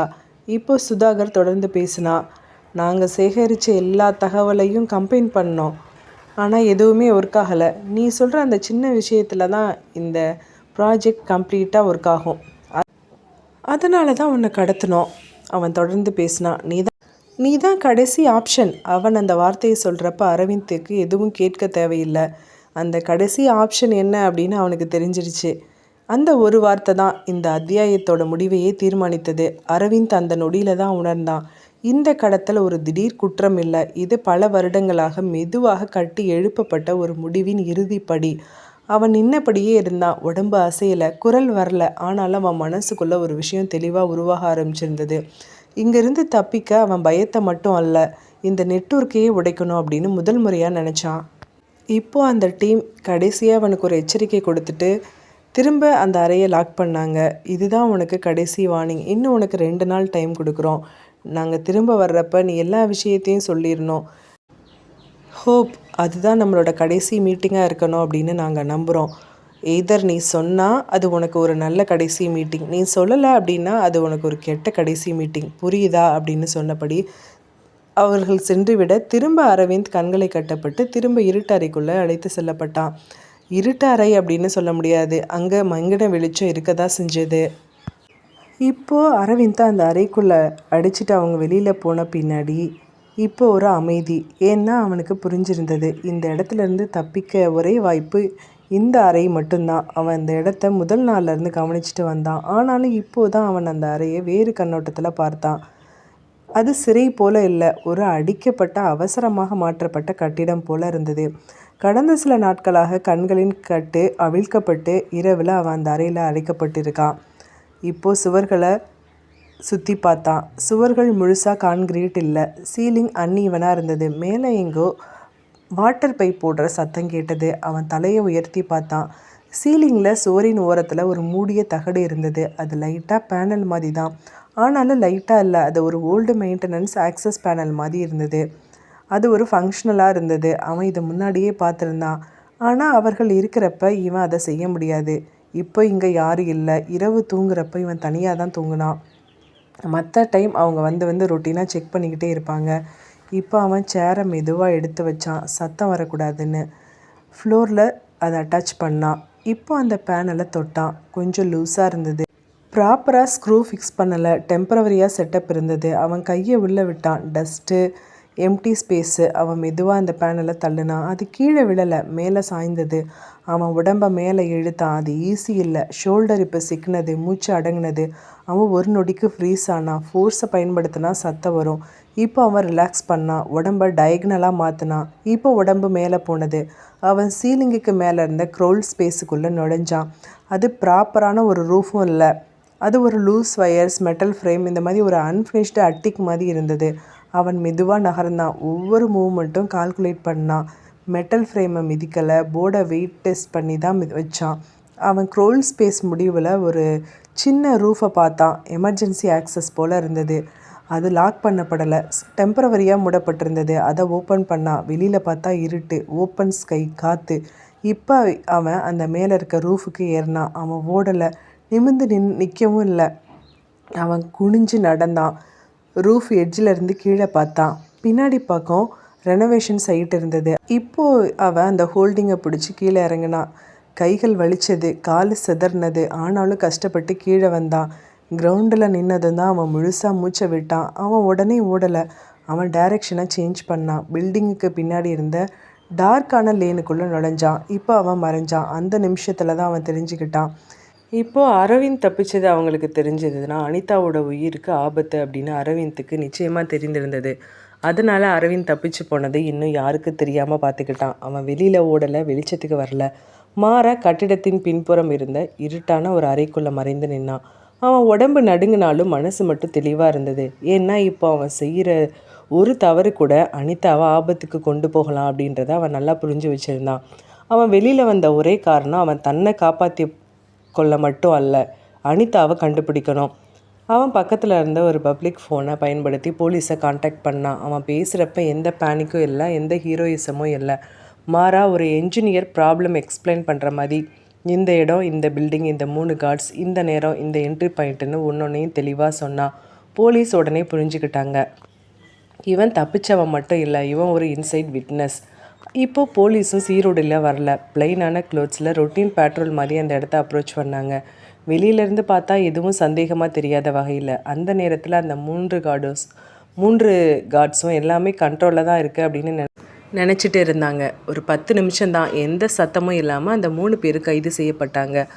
அப்போது கூட அவங்களுக்கு அரவிந்த் தப்பிச்சது தெரியல. அதுக்கு பின்னாடி தான் போலீஸ் இப்போ அடுத்த கட்ட நடவடிக்கைக்கு போனாங்க. அனிதாவை பத்திரமா மீட்கணும். அரவிந்த் அந்த நிமிடத்தில் தான் உணர்ந்தான். அனிதா எங்கே இருக்கிறா அப்படின்றது சுதாகருக்கும் மீனாவுக்கும் நிச்சயமாக தெரிஞ்சு. போலீஸ் டீமும் இப்போ இன்டெலிஜென்ட்டாக ப்ளே பண்ணாங்க. சுதாகர் கார்த்திக்கோட மனைவி மீனா அவங்க இன்னும் பேனிக் ஆகலை. அரவிந்த் தப்பிச்சது அவங்களுக்கு தெரியலை. அதனால் எவிடன்ஸ் அவங்கக்கிட்ட டிஸ்ட்ராய் பண்ண முயற்சியும் பண்ணியிருக்க மாட்டாங்க. எவிடன்ஸோடு அவங்கள பிடிக்கணும் அப்படின்றதான் போலீஸோட பிளான். அந்த அட்வான்டேஜை போலீஸும் பயன்படுத்தினாங்க. சுதாகரோட மொபைல்லேருந்து லாஸ்ட்டு லொக்கேஷன் பிங்ஸ் கார்த்திகோட. அது மட்டும் இல்லை, இன்னும் டீட்டெயிலாக யார் யார்கிட்ட இருந்து கார்த்திகோட மனைவிக்கு பணம் வந்திருக்கு, இந்தியாவில் அந்த வீடு வாங்கப்பட்டதுக்கு கொடுக்கப்பட்ட பணம் எங்கேருந்து வந்திருக்கு, சுதாகருக்கு வந்த பணத்தோட டிரான்சாக்ஷன் எங்கெல்லாம் இருக்குது, அவனோட மொபைல்லேருந்து கான்டாக்ட்ஸ் எங்கெங்கே போயிருக்கு, இதெல்லாம் ஒரு டேட்டா பேஸாக தயாரிக்கப்பட்டது. இந்த நிமிஷத்தில் இவங்க எல்லோரும் ஒரு இடத்த கண்டுபிடிச்சிட்டாங்க. அனிதா அடைக்கப்பட்டிருந்த இடம் அது ஒரு பழைய குடோன், சிட்டிக்கு வெளியில் டெம்பரவரி ஹோல்டிங் ஸ்பேஸ். போலீஸ் அந்த குடோனை அப்ரோச் பண்ணுறப்ப அது சினிமா ரைடு மாதிரி இல்லை, சைரன் இல்லை, ஷவுட்டிங் இல்லை. போலீஸ் ரவுண்டப் பண்ண விஷயமே தெரியாமல் அந்த இடத்துல 5 பேர் இருந்தாங்க. 2 பேர் மெயின் ஷட்டர் பக்கத்தில் இருந்தாங்க, ஒருத்தன் உள்ள ஒரு ரூமில் இருந்தான், 2 பேர் இன்னர் சைடு ஸ்டோரேஜ் ஏரியாவில் இருந்தாங்க. அவங்க இப்போ எல்லாரும் பதட்டமாயிட்டாங்க. போலீஸ் உள்ளே நுழைந்ததும் அவர்கள் கன்னை எடுத்து ஷூட் பண்ண முயற்சி பண்ணாங்க. ஆனால் அதுக்கான டைம் போலீஸால் அவங்களுக்கு கொடுக்கப்படலை. அவ்வளோதான், எல்லாமே 2 நிமிஷத்தில் முடிந்தது. 5 பேரும் ஹேண்ட் கஃபில் இருந்தாங்க. அதுவும் முழுசாக அவங்களுக்கு புரிஞ்சுது. அதுக்கப்புறம் தான் போலீஸ் இன்னர் ரூமை ஓப்பன் பண்ணாங்க. அந்த அறைக்குள்ளே அனிதா தனியாக இருந்தா. கண்கள் கட்டப்பட்டிருந்தது, கைகள் கட்டப்பட்டிருந்தது. ஆனால் அவள் உயிரோடு இருந்தா, அது மட்டும் போதும். ஒரு ஆஃபீஸர் மெதுவாக அவளுடைய கண் கட்ட கலட்டினார். முதல்ல வெளிச்சம் அவளை ஒரு நொடி திணற வைத்தது. அடுத்த நொடி யூனிஃபார்ம் தெரிந்ததும் அவள் எதுவும் கேட்கலை, எதுவும் கத்தலை. ஒரு ஆழமான மூச்சு மட்டும். அரவிந்த், அவர் உயிரோடு இருக்காரா? ஆஃபீஸர் சொன்னார். நீங்கள் சேஃபாக இருக்கீங்க, உங்கள் கணவரும் சேஃபாக இருக்கார். அந்த ஒரு வார்த்தை தான் அந்த அறையில் இருந்த எல்லா பதட்டத்தையும் உடைச்சது. அந்த குடோன் வாசல் திறந்த நொடியில் அனிதாவை வெளியில் கொண்டு வந்தாங்க. அவளுக்கு முதல்ல வெளிச்சம் கண்களை கூசினது. இருட்டுக்குள்ளேருந்து திடீர்னு வெளியில் வந்ததுனால சுற்றி இருந்த எல்லாமே கொஞ்சம் மங்கலாக தான் தெரிந்தது. போலீஸ் வண்டிகள், விளக்குகள், ஃப்ளாஷ்கள், சத்தமில்லாத மனிதர்கள். அப்போதான் அந்த வெளிச்சத்துக்கு நடுவில் அந்த நிழலுக்குள்ளே அரவிந்தை பார்த்தா. ஒரு நொடி அவளுடைய மூச்சு நின்னது. அரவிந்த், அவன் அங்கே தான் நின்றுட்டு இருந்தான். போலீஸ் அவனை தடுத்து நிறுத்தலை, யாரும் எதுவும் சொல்லலை. அந்த 2 பேரும் ஒரே நொடியில் ஒரு விஷயத்தை புரிந்துக்கிட்டாங்க. இனிமேல் இது யாருடைய கட்டுப்பாட்டிலையும் இல்லை. அனிதா கத்துனா, அரவிந்த்னு கத்துனா. அந்த குரல் அந்த இருட்டான இடத்த கிழிச்சிட்டு வந்த மாதிரி இருந்தது. அடுத்த நொடி அனிதா ஓடுனா. கை இன்னும் நடங்குனது, கால்கள் தடுமாறினது. ஆனாலும் அவன் ஓடுனா. அதே சமயத்தில் அனிதான்னு அரவிந்தும் ஓட ஆரம்பிச்சிருந்தான். போலீஸ் லைட்ஸு, வண்டிகள், மனிதர்கள் எதுவும் அவங்களுக்கு தெரியல. அவனோட பார்வையில் இருந்தது ஒரே முகம். பல நாட்களாக மனசுக்குள்ளே மட்டும் பார்த்த முகம், இப்போ கண் முன்னாடி உயிரோடு ஓடிக்கிட்டு இருந்த முகம். 2 பேரும் ஒரே நேரத்தில் ஒரே இடத்தை அடைந்தாங்க. அடுத்த நொடி அவர்கள் மோதினார்கள். அரவிந்தும் அனிதாவும் ஓடி வந்து ஒருத்தருக்கொருத்தர் கட்டிப்பிடித்த அந்த நொடியில் அந்த குடோன் பகுதி முழுக்க ஒரு நொடி அமைதியானது. அப்புறம்தான் அந்த அமைதியை உடைத்து ஒரு சத்தம், கைத்தட்டல். முதல்ல மெதுவாக, அப்புறம் 1 2. அடுத்த நொடியில் அங்கிருந்த போலீஸ் ஆஃபீஸர்கள் எல்லாருமே கைத்தட்ட ஆரம்பிச்சிருந்தாங்க. அது ஒரு கேஸ் சால்வ் ஆனதுக்கான கைத்தட்டல் மட்டும் இல்லை, ஒரு குற்றவாளி பிடிக்கப்பட்டதுக்கான சந்தோஷம் மட்டும் இல்லை, ஒரு மனுஷன் தன்னோட உயிரை திரும்ப பிடிச்சிக்கிட்ட அந்த நொடிக்கான மரியாதை. அனிதா அரவிந்தோட தோள்களில் இருந்து தலையை உயர்த்தினா. கண்ணீரையே கண்ணீர், உடம்பு இன்னும் நடுங்கிக்கிட்டே இருந்தது. அரவிந்த் அவளை விடலை. ஆனால் அந்த கைத்தட்டல் கேட்ட நொடியில் அரவிந்த் உடஞ்சி போனான். அவன் கண்களில் இருந்து கண்ணீர் வெளியில் வந்தது. அதை அவன் மறக்க முயற்சி பண்ணலை. 12 வருஷம் சிஸ்டம் பில்ட் பண்ண ஒரு என்ஜினியர், 10 நாட்களாக மரணத்தை நேருக்கு நேர் பார்த்த ஒரு மனுஷன். அந்த நொடியில் இப்போ அவன் கணவன் மட்டும்தான். அனிதா அவனோட முகத்தை கைகளால் பிடிச்சா. அவளுடைய குரல் உடைஞ்சது. அரவிந்த், என்னோட விரல் போனாலும் பரவாயில்ல, என் உயிர் கூட போயிருந்தா கூட பரவாயில்ல, நீ எனக்காக வருவேன்னு எனக்கு தெரியும். அனிதா தொடர்ந்து குரல் துடி துடிக்க பேச அவளோட வாயை மென்மையாக அழுத்தினா. அரவிந்த், இந்த மாதிரி பேசாத அனிதா, உன்னோட உயிர் போகிற வரைக்கும் நான் எப்படி இருப்பேன்? எனக்கு தெரியும், உன்னை அவங்க எதுவும் பண்ண மாட்டாங்கன்னு தெரியும். எனக்கு இந்த ஆஃபீஸ், இந்த வாழ்க்கை, இந்த பணம், இந்த நாடு எனக்கு எதுவுமே தேவையில்லை. இன்ஜினியர், நான் ஒரு பெரிய கம்பெனியில் ஒரு சிஸ்டம் லீடு, இது எனக்கு தேவையே இல்லை. அனிதா, உன் மனசில் நான் இவ்வளோ ஸ்ட்ராங்காக இடம் பிடிச்சிருக்கேன்ல, இந்த ஒரே ஒரு நிம்மதி போதும். எனக்கு என்னோடய லைஃப்பில் நான் பெருசாக அச்சீவ் பண்ணிட்டதை நான் உணர்கிறேன். ஆமாம் அரவிந்த், எனக்கு தெரியும். இந்த வலியெல்லாம் என்னால் தாங்க முடிஞ்சுது அரவிந்த். கண்டிப்பாக நம்ம 2 பேரும் சேர்ந்துருவோம் அப்படின்னு எனக்கு தெரிஞ்சுது. கண்டிப்பாக நம்ம 2 பேரும் உயிரோடு திரும்ப மீட் பண்ணுவோம் அப்படின்னு என் மனசு சொல்லிக்கிட்டே இருந்தது. அனிதா தலையை உயர்த்தி அவனை பார்த்து சொன்னா, கண்ணீரோடு சேர்ந்து அவகிட்ட ஒரு பிடிவாதம். இந்த விரல் போச்சுன்னா என்ன, என் உடம்பா போச்சு, என் கணவன் உயிரோடு என்னை தேடி வருவான். அதுக்காக இந்த சின்ன விரலை நான் தியாகம் பண்ணதில் ஒன்றும் தப்பு இல்லை அரவிந்த். அந்த வார்த்தைகள் முடிந்த நிலையில் அரவிந்த் குலுங்கினா. முதல் முறையாக உடஞ்சி கத்தி அழுதான். அவன் கண்கள்லேருந்து கண்ணீர் ஓட ஆரம்பிச்சிருந்தது. அவனோட குரல் ரொம்ப நடுங்கினது. மெதுவாக தலையாட்டினா. இல்லை அனிதா, இல்லை, நான் இவ்வளோ தூரம் இதை பண்ணியிருக்கவே கூடாது. இந்த வேலை எனக்கு பெருசு இல்லை, அந்த கம்பெனி எனக்கு பெருசு இல்லை, உன்னோட உயிர் தான் பெருசு அப்படின்னு நினச்சிருக்கணும். என்னோடய லாஜிக்கல் திங்கிங் எல்லா இடத்துலையும் வேலை செய்கிறது எனக்கு பெரிய தப்பாக இருக்குது. உன்னோட விஷயத்தில் நான் லாஜிக்கலாக திங்க் பண்ணியிருக்கக்கூடாது. நான் இன்னும் கொஞ்சம் அதிகமாக எமோஷ்னலாக திங்க் பண்ணியிருக்கணும். நான் உருவாக்குற ஏஐ மாடல்ஸ்க்கு லாஜிக்கல் திங்கிங் தான் அதிகமாக இருக்குது. அதே போல் நானும் ஒரு மனுஷன் மாதிரி இல்லாமல் ஏஐ மாதிரி யோசிச்சிட்டேன். இன்னும் பொறுமையாக இருக்கலாம், எவ்வளோ தூரம் போகும் அப்படின்னு நான் யோசித்தது உன்னோட இவ்வளோ தூரம் காயப்படுத்தும் அப்படின்னு நான் ஒரு நிமிஷம் கூட யோசிக்கவே இல்லை. ஆனால் நீ என்னை விட அதிகமாக யோசிச்சிருக்க. என்னை பற்றி நீ என்னை விட அதிகமாக யோசிச்சிருக்க. நீ ரொம்ப ஸ்ட்ராங்காக இருந்திருக்க, ரொம்ப மெச்சூர்டாக இருந்திருக்க. என்னை தேடுற போராட்டத்தில் நீ இந்த உலகத்தையே எதிர்த்து நின்று இருக்க. உன் மனசளவில் நீ பெரிய ஆளாக இருந்திருக்க. ஆனால் உன் பக்கத்தில் நிற்க கூட என்னால் தகுதி இல்லாத ஆளாக இருக்கனே அனிதா அப்படின்னு அரவிந்த் ரொம்ப குலுங்கி குலுங்கி அழுதான். அனிதா அவனை தேற்றும் விதமாக பேசினா. இல்லை அரவிந்த், அப்படிலாம் இல்லை, நீங்கள் பண்ண டிசிஷன் கரெக்டு, நீங்கள் பண்ணது தான் கரெக்டு. நீங்கள் வேறு எந்த தப்பான முடிவு எடுத்துருந்தீங்கனாலும் அது சரியாக இருந்திருக்காது. எனக்கு தெரியும் நீங்கள் சரியான முடிவு எடுப்பீங்கன்னு. போதும் அனிதா, எல்லாமே போதும். எனக்கு இந்த வேலை, இந்த நாடு, இந்த பணம் எதுவுமே வேண்டாம். நம்ம இந்தியாவில் போய் ஒரு காஃபி ஷாப் வச்சுக்கலாமா? அரவிந்த் அந்த அழுகையிலே சிரிச்சுக்கிட்டே கேட்டான். அந்த சிரிப்பு 2 பேருக்கும் போதுமானதாக இருந்தது. ஆமாம், அவர்கள் காதல் பெரிய வார்த்தைகளால் தொடங்கலை, ஒரு தினசரி பழக்கங்கள்லேருந்து வந்தது. அனிதாவுக்கு அரவிந்த் ஒரு பெரிய ஹீரோவாக தெரியல. இப்போது அவன் அவளுக்கு பாதுகாப்பாக இருந்தான். அரவிந்துக்கு அனிதா ஒரு கனவாக இல்லை, அரவிந்துக்கு அனிதா அவனுடைய வாழ்க்கையாக இருந்தா. ஒரு சில மாதங்களிலேயே குற்றப்பத்திரிகை தாக்கல் செய்யப்பட்டது. இந்த வழக்கில் குற்றமுடைய அனைத்து குற்றவாளிகளுக்கும் சம்மன் அனுப்பப்பட்டது. கைது செய்யப்பட்டவர்கள் தண்டனையை அனுபவித்துக்கிட்டு இருந்தாங்க. சில பேர் ஜாமீன் வாங்கியிருந்தாங்க. பெரிய கார்ப்பரேட் கிரிமினல்ஸ் இன்னும் இந்த வழக்கில் லூப் ஹோலை தேடிக்கிட்டு இருந்தாங்க. 1 வருஷம் கழித்து ஒரு பெரிய தொழில்நுட்ப மாநாட்டு அரங்கம், நூற்றுக்கணக்கான இளம் இன்ஜினியர்கள், கார்ப்பரேட் ஹெட்ஸ், செக்யூரிட்டி அனாலிட்டிஸ். ஸ்டேஜில் நின்றுட்டு இருந்தவன் வேறு யாரும் இல்லை, நம்ம அரவிந்த் தான். ஸ்க்ரீனில் ஸ்லைடு ஒன்று போயிட்டு இருந்தது. ஹியூமன் வெல்னரபிலிட்டி இன் கார்ப்பரேட் செக்யூரிட்டி. அவன் மைக்கை சரி செஞ்சான். அவனோட குரல் அமைதியானது ஆனால் ஆழமானது. நம்ம சாஃப்ட்வேரை பாதுகாக்க கற்றுக்கிறோம், சர்வரை என்கிரிப்ட் பண்ண கற்றுக்கிறோம், ஃபயர்வாலை பில்ட் பண்ண கற்றுக்கிறோம். ஒரு சின்ன இடைவெளி கொடுத்தான். ஆனால் ஒரு விஷயத்தை மறந்துடுறோம். அவனோட பார்வை கூட்டத்தை சுற்றி வந்தது. மனுஷன்தான் ஒரு பெரிய லூப் ஹோல். அரங்கம் அமைதியானது. அவன் தொடர்ந்து பேசினான். ஒரு கம்பெனியை உடைக்க ஒரு அல்காரிதமை திருட தேவையில்லை, ஒரு மனிதனோட பயத்தை மட்டும் எக்ஸ்பெக்ட் பண்ணால் போதும்.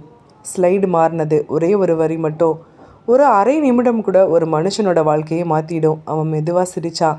அந்த அரை நிமிஷம்தான் போதும், ஒரு முடிவு வாழ்க்கையை மாற்ற, ஒரு தவறு ஒரு பேரழிவை உருவாக்க, அல்லது ஒரு துணிச்சல் ஒரு குடும்பத்தை காப்பாற்ற. அந்த கடைசி வரி அவன் சொல்கிறப்ப அவனுடைய பார்வை ஆடியன்ஸில் ஒரு இடத்துக்கு போய் நின்னது. அங்கே தான் இருந்தா அவனுடைய மனைவி அனிதா. அவன் அமைதியாக உட்காந்துட்டு இருந்தா. ஒரு விரல் இல்லாத அனிதா. இப்போது அது அவனுக்கு யாருக்குமே குறையில்லை. அனிதா எழுந்து நின்னா. முதல்ல அவள் தான் கைத்தட்டினா. அடுத்து அரங்கமே கைத்தட்ட ஆரம்பிச்சிருந்தது. அந்த கைத்தட்டல் ஒரு லெக்சருக்காக மட்டும் இல்லை, ஒரு மனிதனின் பயணத்துக்காக. அரவிந்த் இப்போ அந்த சத்தத்துக்குள்ளே நின்றுட்டு இருந்தான். அவன் கண்களில் ஒரு நொடி ஈரம் வந்தது. அவன் மைக்கை இறக்கி வச்சான். எனக்கு செக்யூரிட்டியை கற்றுக் கொடுத்தது ஒரு சம்பவம் இல்லை, அவன் மெதுவாக சொன்னான். எனக்கு வாழ்க்கையை கற்றுக் கொடுத்தது ஒரு அரை நிமிஷம். அவன் ஸ்டேஜில் இருந்து இறங்கினான். அனிதா அவனை பார்த்து சிரிச்சா. அவள் சொல்லாமலேயே சொன்னான், நான் உனக்காக எப்போவும் இங்கே தான் இருப்பேன். அவன் பதில் சொல்லாமலேயே பதிலை சொன்னான், நீ மட்டும் இருந்தால் எனக்கு போதும். ஓகே வியூவர்ஸ், இந்த நாவல் எப்படி இருந்தது? உங்களுக்கு பிடிச்சிருக்கும் அப்படின்னு நினைக்கிறேன். இந்த சூப்பரான இன்ட்ரெஸ்டிங்கான நாவல் உங்களுக்கு பிடிச்சிருந்ததுன்னா மறக்காமல் என்னோடய சேனலை சப்ஸ்கிரைப் பண்ணி எனக்கு சப்போர்ட் பண்ணுங்கள். இந்த மாதிரி சூப்பரான நாவல் அப்டேட் வந்துக்கிட்டே இருக்கும். உங்களோட ஃப்ரெண்ட்ஸ் அண்ட் ஃபேமிலிக்கு ஷேர் பண்ணுங்கள். இந்த 1 வீக்காக குழந்தைங்களுக்கு எனக்கெல்லாம் ஃபீவர், கோல்டு, காஃப் இருந்ததுனால என்னால் எந்த நாவல் ப்ரிப்ரேஷனும் பண்ண முடியல. இருந்தாலும் பரவாயில்லன்னு சொல்லிட்டு நான் இன்றைக்கி எஃபர்ட் போட்டு வீக்கெண்ட் ஒரு நாவல் போட்டே ஆகணும் அப்படின்னு சொல்லிட்டு தான் அந்த நாவல் உங்களுக்காக நான் கொண்டு வந்திருக்கேன். இடையில ஏதாவது உங்களுக்கு டிஸ்டர்பன்ஸ் இருந்ததுன்னா சாரி. அடுத்த நாவலில் நான் அதை அவாய்ட் பண்ணிக்கிறேன். Okay bye bye. இப்போ உங்ககிட்ட இருந்து விடைபெறுவது உங்கள் யுவதி. Ta ta, take care. திரும்ப ஒரு சூப்பரான நாவலோடு உங்களை நான் மீட் பண்ணுறேன்.